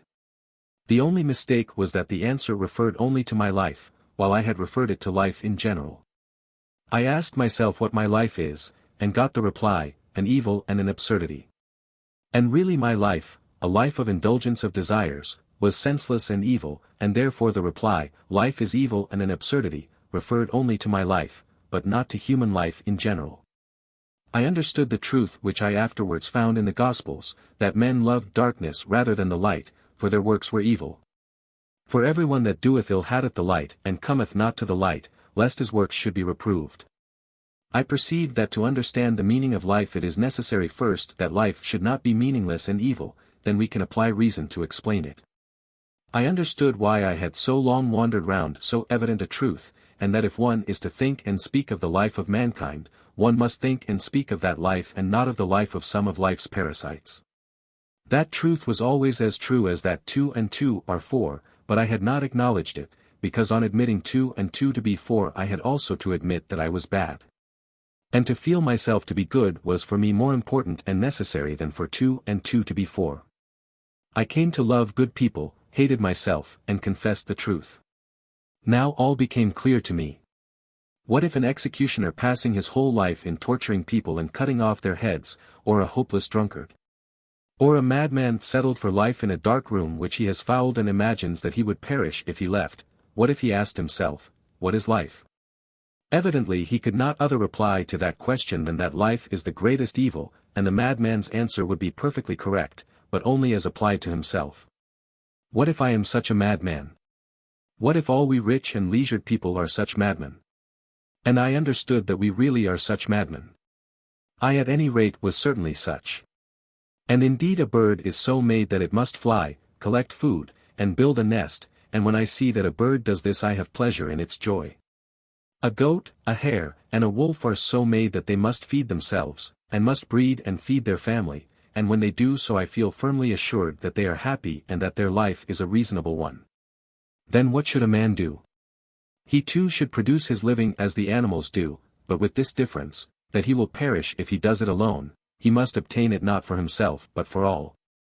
And when he does that, I have a firm assurance that he is happy and that his life is reasonable.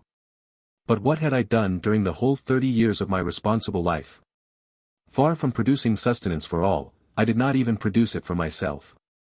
I lived as a parasite, and on asking myself, what is the use of my life? I got the reply, no use. If the meaning of human life lies in supporting it, how could I, who for 30 years have been engaged not on supporting life but on destroying it in myself and in others, how could I obtain any other answer than that my life was senseless and an evil? It was both senseless and evil. The life of the world endures by someone's will, by the life of the whole world and by our lives someone fulfills his purpose. To hope to understand the meaning of that will one must first perform it by doing what is wanted of us. But if I will not do what is wanted of me, I shall never understand what is wanted of me, and still less what is wanted of us all and of the whole world. If a naked, hungry beggar has been taken from the crossroads, brought into a building belonging to a beautiful establishment, fed, supplied with drink, and obliged to move a handle up and down, evidently, before discussing why he was taken, why he should move the handle, and whether the whole establishment is reasonably arranged, the beggar should first of all move the handle. If he moves the handle he will understand that it works a pump, that the pump draws water and that the water irrigates the garden beds. Then he will be taken from the pumping station to another place where he will gather fruits and will enter into the joy of his master, and, passing from lower to higher work, will understand more and more of the arrangements of the establishment. And taking part in it will never think of asking why he is there, and will certainly not reproach the master.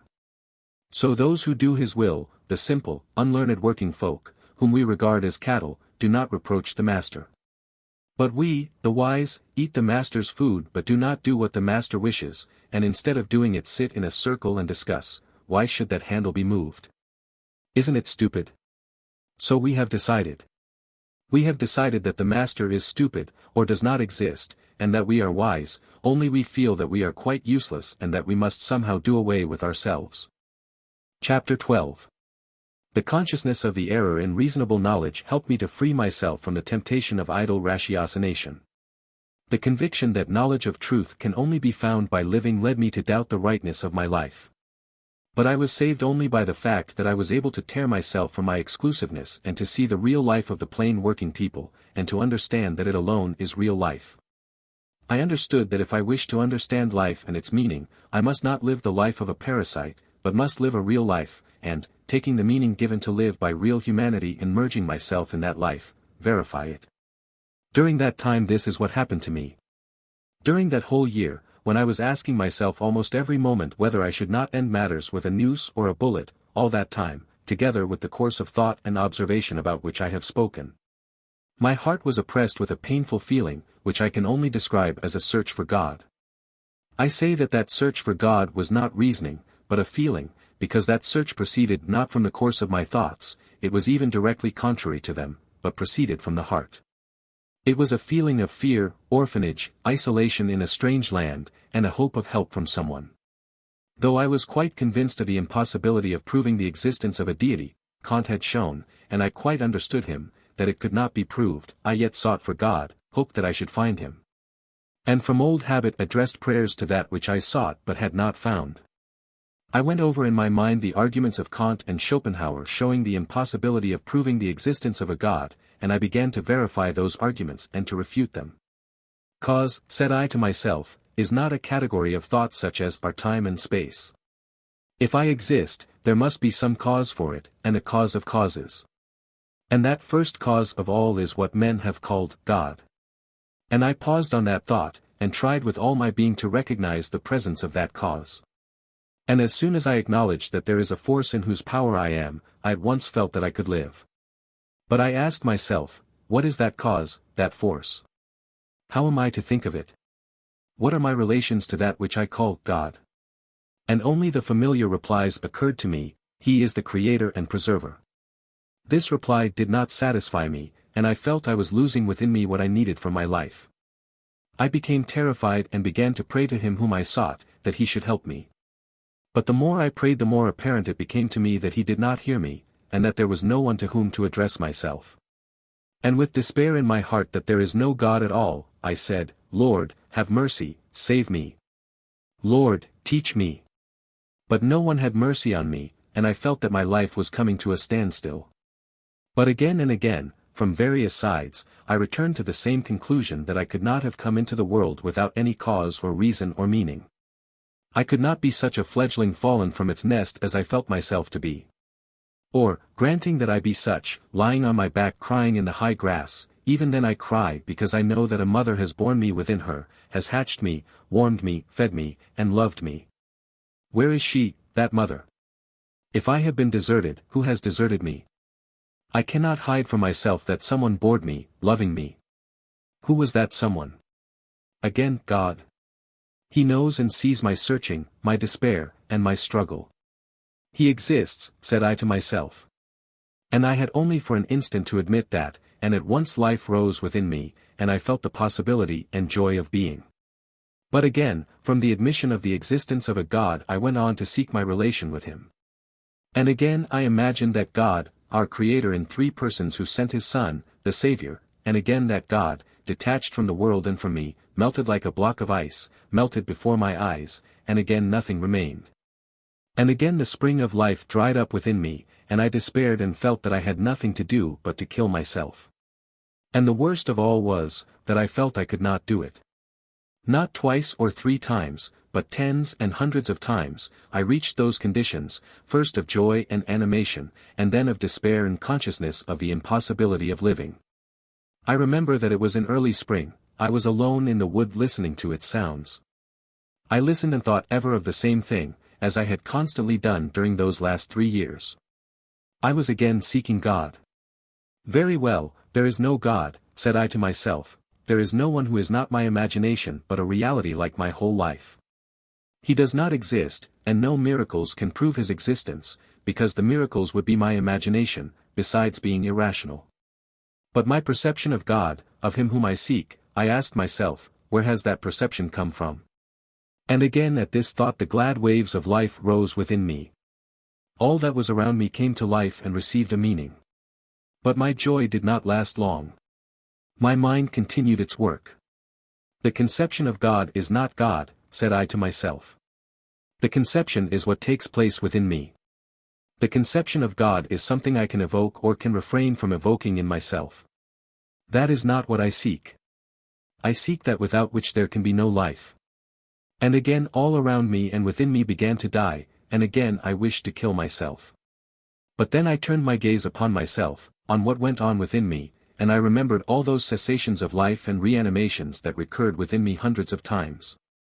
I remembered that I only lived at those times when I believed in God. As it was before, so it was now, I need only be aware of God to live, I need only forget Him, or disbelieve Him, and I died. What is this animation and dying? I do not live when I lose belief in the existence of God. I should long ago have killed myself had I not had a dim hope of finding Him. I live, really live, only when I feel him and seek him. What more do you seek? Exclaimed the voice within me. This is he. He is that without which one cannot live. To know God and to live is one and the same thing. God is life. Live seeking God, and then you will not live without God. And more than ever before, all within me and around me lit up, and the light did not again abandon me. And I was saved from suicide. When and how this change occurred I could not say. As imperceptibly and gradually the force of life in me had been destroyed and I had reached the impossibility of living, a cessation of life and the necessity of suicide, so imperceptibly and gradually did that force of life return to me. And strange to say, the strength of life which returned to me was not new, but quite old, the same that had borne me along in my earliest days. I quite returned to what belonged to my earliest childhood and youth. I returned to the belief in that will which produced me and desires something of me. I returned to the belief that the chief and only aim of my life is to be better, i.e. to live in accord with that will. And I returned to the belief that I can find the expression of that will in what humanity, in the distant past hidden from, has produced for its guidance, that is to say, I returned to a belief in God, in moral perfection. And in a tradition transmitting the meaning of life. There was only this difference, that then all this was accepted unconsciously, while now I knew that without it I could not live. What happened to me was something like this: I was put into a boat, I do not remember when, and pushed off from an unknown shore, shown the direction of the opposite shore, had oars put into my unpracticed hands, and was left alone.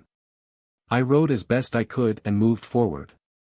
But the further I advanced towards the middle of the stream the more rapid grew the current bearing me away from my goal, and the more frequently did I encounter others, like myself, borne away by the stream. There were a few rowers who continued to row, there were others who had abandoned their oars, there were large boats and immense vessels full of people. Some struggled against the current, others yielded to it. And the further I went the more, seeing the progress down the current of all those who were adrift, I forgot the direction given me.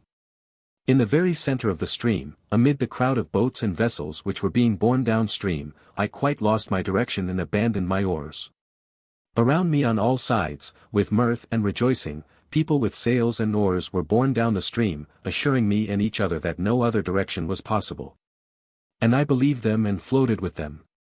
And I was carried far. So far that I heard the roar of the rapids in which I must be shattered, and I saw boats shattered in them. And I recollected myself.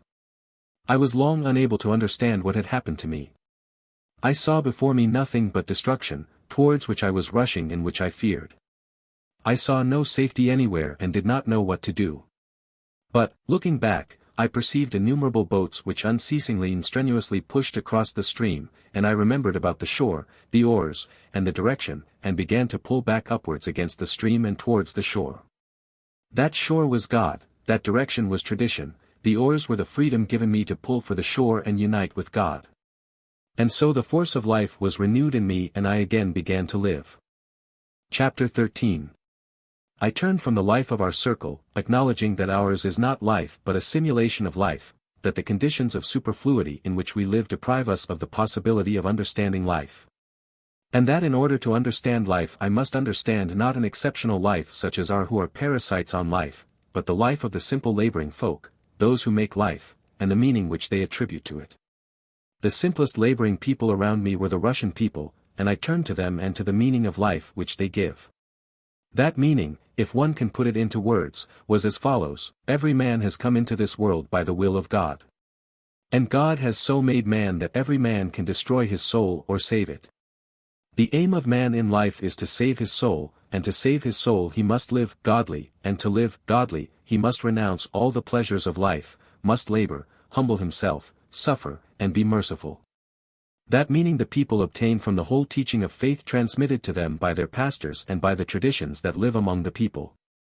This meaning was clear to me and near to my heart. But together with this meaning of the popular faith of our non-sectarian folk, among whom I live, much was inseparably bound up that revolted me and seemed to me inexplicable: sacraments, church services, fasts, and the adoration of relics and icons. The people cannot separate the one from the other, nor could I.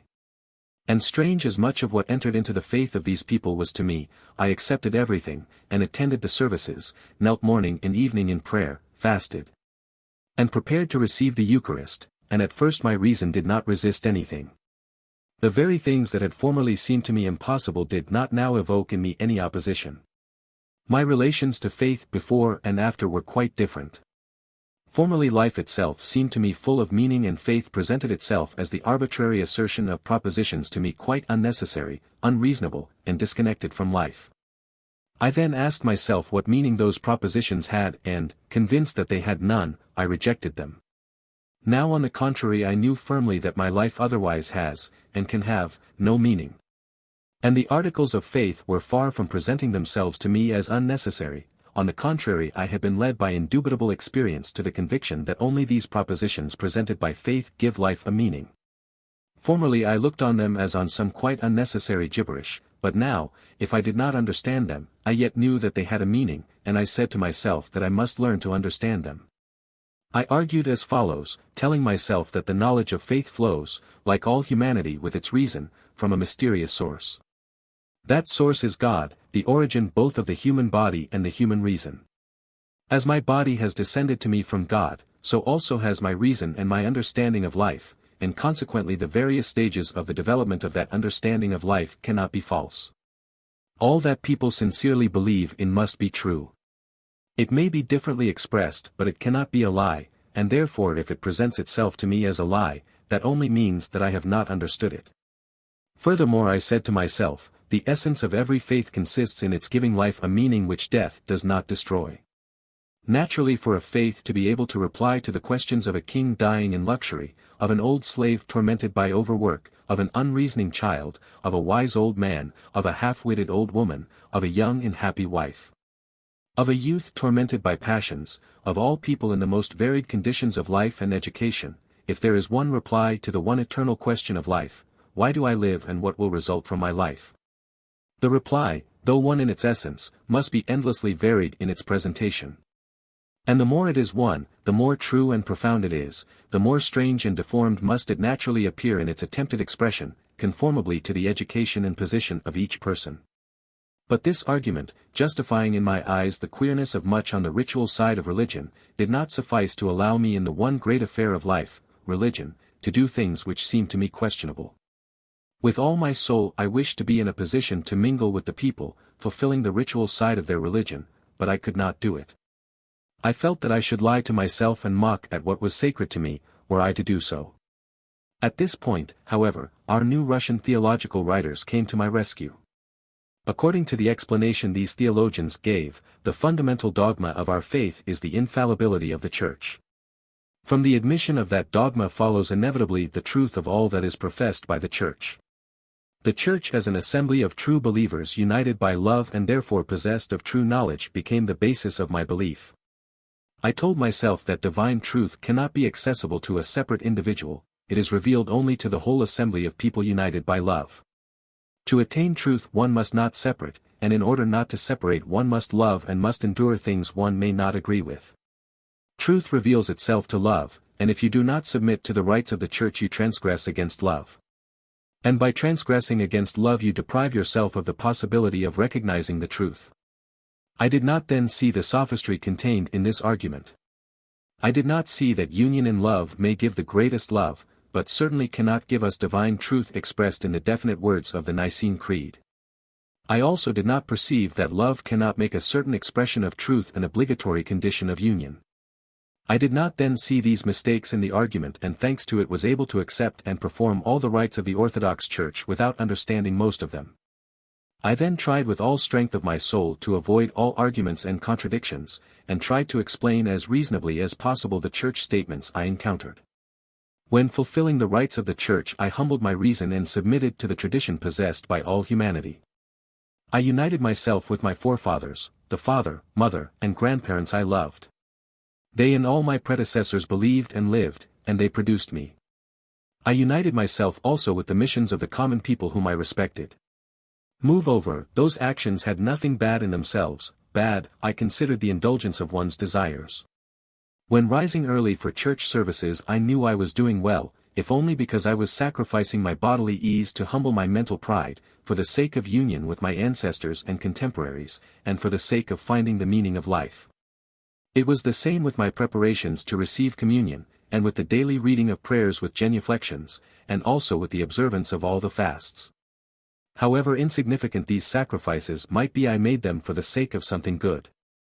I fasted, prepared for communion, and observed the fixed hours of prayer at home and in church. During church service I attended to every word, and gave them a meaning whenever I could. In the Mass the most important words for me were, "Let us love one another in conformity." The further words, "In unity we believe in the Father, the Son, and Holy Ghost," I passed by, because I could not understand them. Chapter 14. It was then so necessary for me to believe in order to live that I unconsciously concealed from myself the contradictions and obscurities of theology. But this reading of meanings into the rites had its limits. If the chief words in the prayer for the emperor became more and more clear to me, if I found some explanation for the words, and remembering our sovereign most holy Mother of God and all the saints, ourselves and one another, we give our whole life to Christ our God. If I explain to myself the frequent repetition of prayers for the Tsar and his relations by the fact that they are more exposed to temptations than other people and therefore are more in need of being prayed for, the prayers about subduing our enemies and evil under our feet, even if one tried to say that sin was the enemy prayed against. These and other prayers, such as the cherubic song, and the whole sacrament of oblation, or the chosen warriors, etc. Quite 2/3 of all the services either remained completely incomprehensible or, when I forced an explanation into them, made me feel that I was lying, thereby quite destroying my relation to God and depriving me of all possibility of belief. I felt the same about the celebration of the chief holidays. To remember the Sabbath, that is to devote one day to God, was something I could understand. But the chief holiday was in commemoration of the resurrection, the reality of which I could not picture to myself or understand. And that name of resurrection was also given the weekly holiday. 9 And on those days the sacrament of the Eucharist was administered, which was quite unintelligible to me. The rest of the 12 great holidays, except Christmas, commemorated miracles, the things I tried not to think about in order not to deny, the Ascension, Pentecost, Epiphany, the Feast of the Intercession of the Holy Virgin, etc. At the celebration of these holidays, feeling that importance was being attributed to the very things that to me presented a negative importance, I either devised tranquilizing explanations or shut my eyes in order not to see what tempted me. Most of all this happened to me when taking part in the most usual sacraments, which are considered the most important, baptism and communion. There I encountered not incomprehensible but fully comprehensible doings which seemed to me to lead into temptation, and I was in a dilemma, whether to lie or to reject them. Never shall I forget the painful feeling I experienced the day I received the Eucharist for the first time after many years. The service, confession, and prayers were quite intelligible and produced in me a glad consciousness that the meaning of life was being revealed to me. The communion itself I explained as an act performed in remembrance of Christ, and indicating a purification from sin and the full acceptance of Christ's teaching. If that explanation was artificial I did not notice its artificiality. So happy was I at humbling and abasing myself before the priest, a simple, timid country clergyman, turning all the dirt out of my soul and confessing my vices. So glad was I to merge in thought with the humility of the fathers who wrote the prayers of the office, so glad was I of union with all who have believed and now believe, that I did not notice the artificiality of my explanation. But when I approached the altar gates, and the priest made me say that I believed that what I was about to swallow was truly flesh and blood, I felt a pain in my heart. It was not merely a false note. It was a cruel demand made by someone or other who evidently had never known what faith is. I now permit myself to say that it was a cruel demand, but I did not then think so, only it was indescribably painful to me. I was no longer in the position in which I had been in youth when I thought all in life was clear. I had indeed come to faith because, apart from faith, I had found nothing, certainly nothing, except destruction, therefore to throw away that faith was impossible and I submitted. And I found in my soul a feeling which helped me to endure it. This was the feeling of self-abasement and humility. I humbled myself, swallowed that flesh and blood without any blasphemous feelings and with a wish to believe. But the blow had been struck and, knowing what awaited me, I could not go a second time.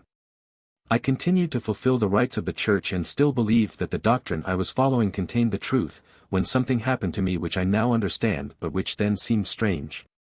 I was listening to the conversation of an illiterate peasant, a pilgrim, about God, faith, life, and salvation, when a knowledge of faith revealed itself to me. I drew near to the people, listening to their opinions of life and faith, and I understood the truth more and more. So also was it when I read the lives of holy men, which became my favorite books. Putting aside the miracles and regarding them as fables illustrating thoughts, this reading revealed to me life's meaning. There were the lives of Macarius the Great, the story of Buddha, there were the words of St. John Chrysostom, and there were the stories of the traveler in the well, the monk who found some gold, and of Peter the publican. There were stories of the martyrs, all announcing that death does not exclude life, and there were the stories of ignorant, stupid men, who knew nothing of the teaching of the Church but who yet were saves. But as soon as I met learned believers or took up their books, doubt of myself, dissatisfaction, and exasperated disputation were roused within me, and I felt that the more I entered into the meaning of these men's speech, the more I went astray from truth and approached an abyss. Chapter 15. How often I envied the peasants their illiteracy and lack of learning. Those statements in the creeds which to me were evident absurdities, for them contained nothing false. They could accept them and could believe in the truth I believed in. Only to me, unhappy man, was it clear that with truth falsehood was interwoven by finest threads, and that I could not accept it in that form. So I lived for about 3 years. At first, when I was only slightly associated with truth as a catechumen and was only scenting out what seemed to me clearest, these encounters struck me less. When I did not understand anything, I said, "It is my fault, I am sinful." But the more I became imbued with the truths I was learning, the more they became the basis of my life. The more oppressive and the more painful became these encounters, and the sharper became the line between what I do not understand because I am not able to understand it, and what cannot be understood except by lying to oneself. In spite of my doubts and sufferings I still clung to the Orthodox Church. But questions of life arose which had to be decided. And the decision of these questions by the Church, contrary to the very basis of the belief by which I lived, obliged me at last to renounce communion with orthodoxy as impossible. These questions were, first the relation of the Orthodox Eastern Church to other churches, to the Catholics and to the so-called sectarians. At that time, in consequence of my interest in religion, I came into touch with believers of various faiths, Catholics, Protestants, Old Believers, Molokans 10, and others. And I met among them many men of lofty morals who were truly religious. I wished to be a brother to them. And what happened? That teaching which promised to unite all in one faith and love, that very teaching, in the person of its best representatives, told me that these men were all living a lie. That what gave them their power of life was a temptation of the devil, and that we alone possessed the only possible truth. And I saw that all who do not profess an identical faith with themselves are considered by the Orthodox to be heretics, just as the Catholics and others consider the Orthodox to be heretics.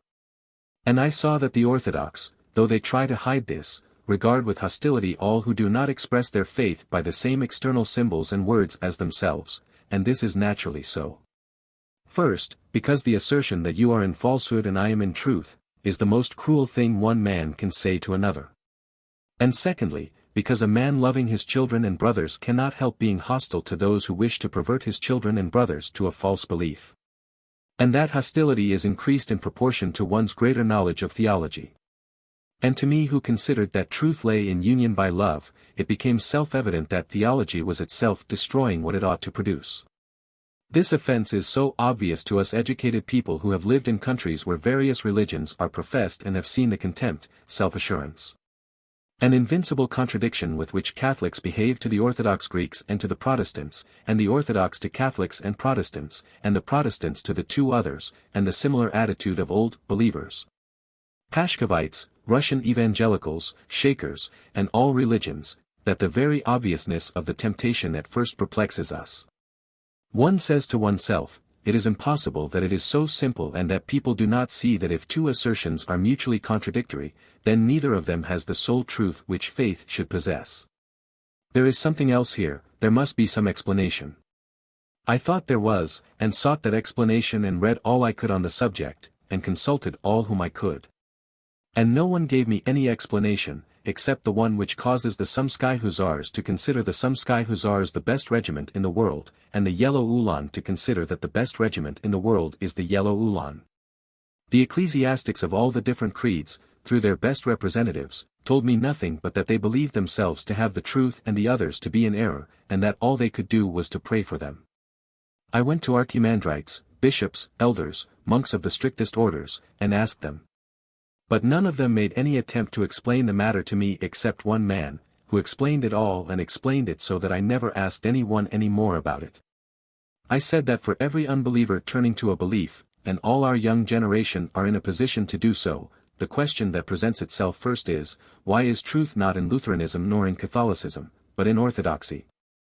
Educated in the high school, he cannot help knowing what the peasants do not know, that the Protestants and Catholics equally affirm that their faith is the only true one.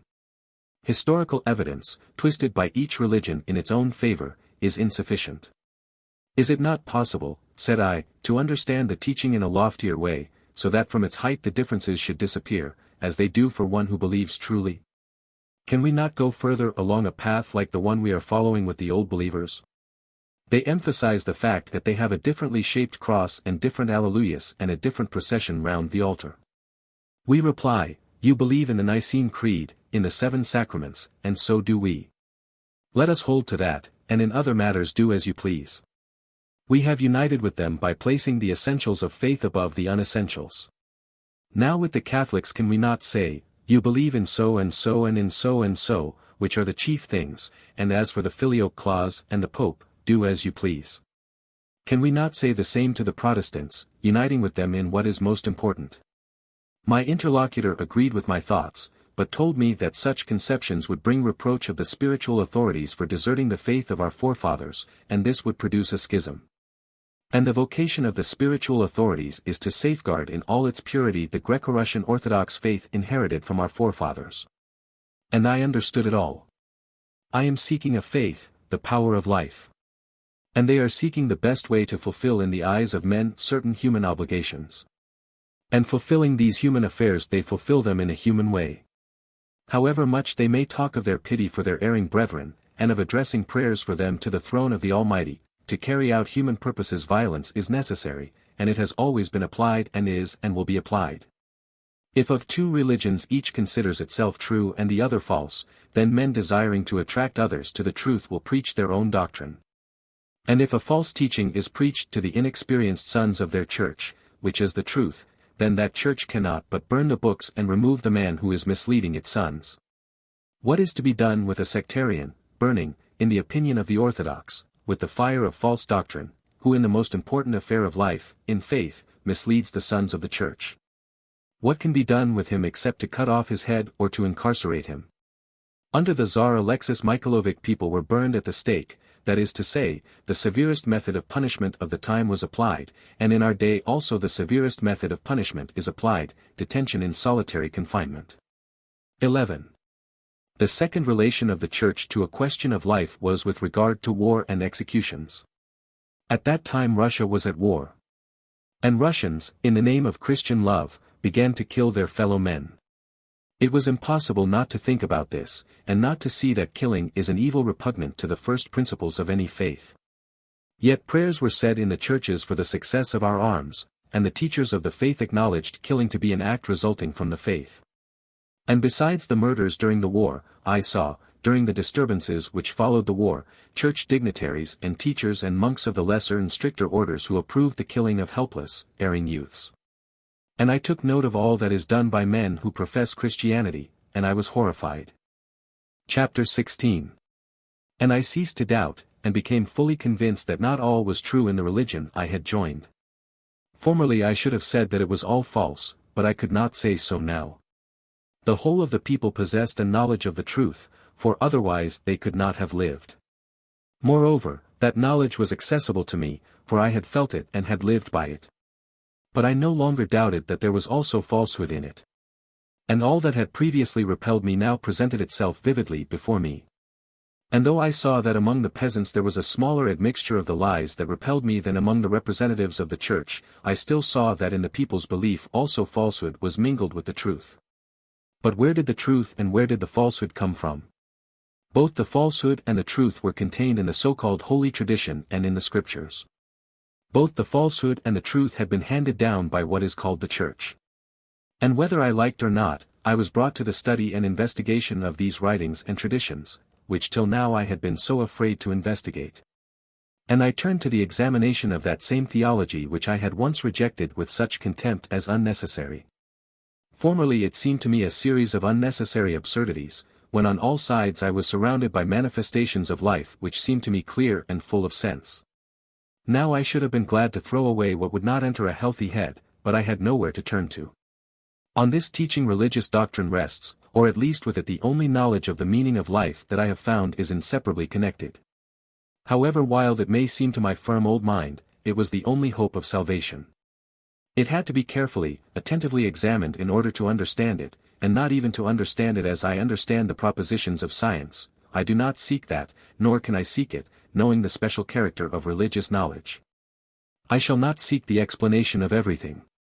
I know that the explanation of everything, like the commencement of everything, must be concealed in infinity. But I wish to understand in a way which will bring me to what is inevitably inexplicable. I wish to recognize anything that is inexplicable as being so not because the demands of my reason are wrong, they are right, and apart from them I can understand nothing, but because I recognize the limits of my intellect. I wish to understand in such a way that everything that is inexplicable shall present itself to me as being necessarily inexplicable, and not as being something I am under an arbitrary obligation to believe. That there is truth in the teaching is to me indubitable, but it is also certain that there is falsehood in it, and I must find what is true and what is false, and must disentangle the one from the other. I am setting to work upon this task. What of falsehood I have found in the teaching and what I have found of truth, and to what conclusions I came, will form the following parts of this work, which if it be worth it and if anyone wants it, will probably some day be printed somewhere. Conclusion: the foregoing was written by me some 3 years ago, and will be printed. Now a few days ago, when revising it and returning to the line of thought and to the feelings I had when I was living through it all, I had a dream. This dream expressed in condensed form all that I had experienced and described, and I think therefore that, for those who have understood me, a description of this dream will refresh and elucidate and unify what has been set forth at such length in the foregoing pages. The dream was this. I saw that I was lying on a bed. I was neither comfortable nor uncomfortable, I was lying on my back. But I began to consider how, and on what, I was lying, a question which had not till then occurred to me. And observing my bed, I saw I was lying on plated string supports attached to its sides, my feet were resting on one such support, my calves on another, and my legs felt uncomfortable. I seemed to know that those supports were movable, and with a movement of my foot I pushed away the furthest of them at my feet. It seemed to me that it would be more comfortable so. But I pushed it away too far and wished to reach it again with my foot, and that movement caused the next support under my calves to slip away also, so that my legs hung in the air. I made a movement with my whole body to adjust myself, fully convinced that I could do so at once. But the movement caused the other supports under me to slip and to become entangled, and I saw that matters were going quite wrong. The whole of the lower part of my body slipped and hung down, though my feet did not reach the ground. I was holding on only by the upper part of my back, and not only did it become uncomfortable but I was even frightened. And then only did I ask myself about something that had not before occurred to me. I asked myself, where am I and what am I lying on? And I began to look around and first of all to look down in the direction which my body was hanging and whither I felt I must soon fall. I looked down and did not believe my eyes. I was not only at a height comparable to the height of the highest towers or mountains, but at a height such as I could never have imagined. I could not even make out whether I saw anything there below, in that bottomless abyss over which I was hanging and whither I was being drawn. My heart contracted, and I experienced horror. To look thither was terrible. If I looked thither I felt that I should at once slip from the last support and perish. And I did not look. But not to look was still worse, for I thought of what would happen to me directly I fell from the last support. And I felt that from fear I was losing my last supports, and that my back was slowly slipping lower and lower. Another moment and I should drop off. And then it occurred to me that this cannot be real. It is a dream. Wake up. I try to arouse myself but cannot do so. What am I to do? What am I to do? I ask myself, and look upwards. Above, there is also an infinite space. I look into the immensity of sky and try to forget about the immensity below, and I really do forget it. The immensity below repels and frightens me, the immensity above attracts and strengthens me. I am still supported above the abyss by the last supports that have not yet slipped from under me. I know that I am hanging, but I look only upwards and my fear passes. As happens in dreams, a voice says, "Notice this is it." And I look more and more into the infinite above me and feel that I am becoming calm. I remember all that has happened, and remember how it all happened. How I moved my legs, how I hung down, how frightened I was, and how I was saved from fear by looking upwards. And I ask myself, well, and now am I not hanging just the same? And I do not so much look round as experience with my whole body the point of support on which I am held. I see that I no longer hang as if about to fall, but am firmly held. I ask myself how I am held, I feel about, look round, and see that under me, under the middle of my body, there is one support, and that when I look upwards I lie on it in the position of securest balance, and that it alone gave me support before. And then, as happens in dreams, I imagine the mechanism by means of which I was held, a very natural, intelligible, and sure means, though to one awake that mechanism has no sense. I was even surprised in my dream that I had not understood it sooner. It appeared that at my head there was a pillar, and the security of that slender pillar was undoubted though there was nothing to support it. From the pillar a loop hung very ingeniously and yet simply, and if one lay with the middle of one's body in that loop and looked up, there could be no question of falling. This was all clear to me, and I was glad and tranquil. And it seemed as if someone said to me, "See that you remember." And I awoke.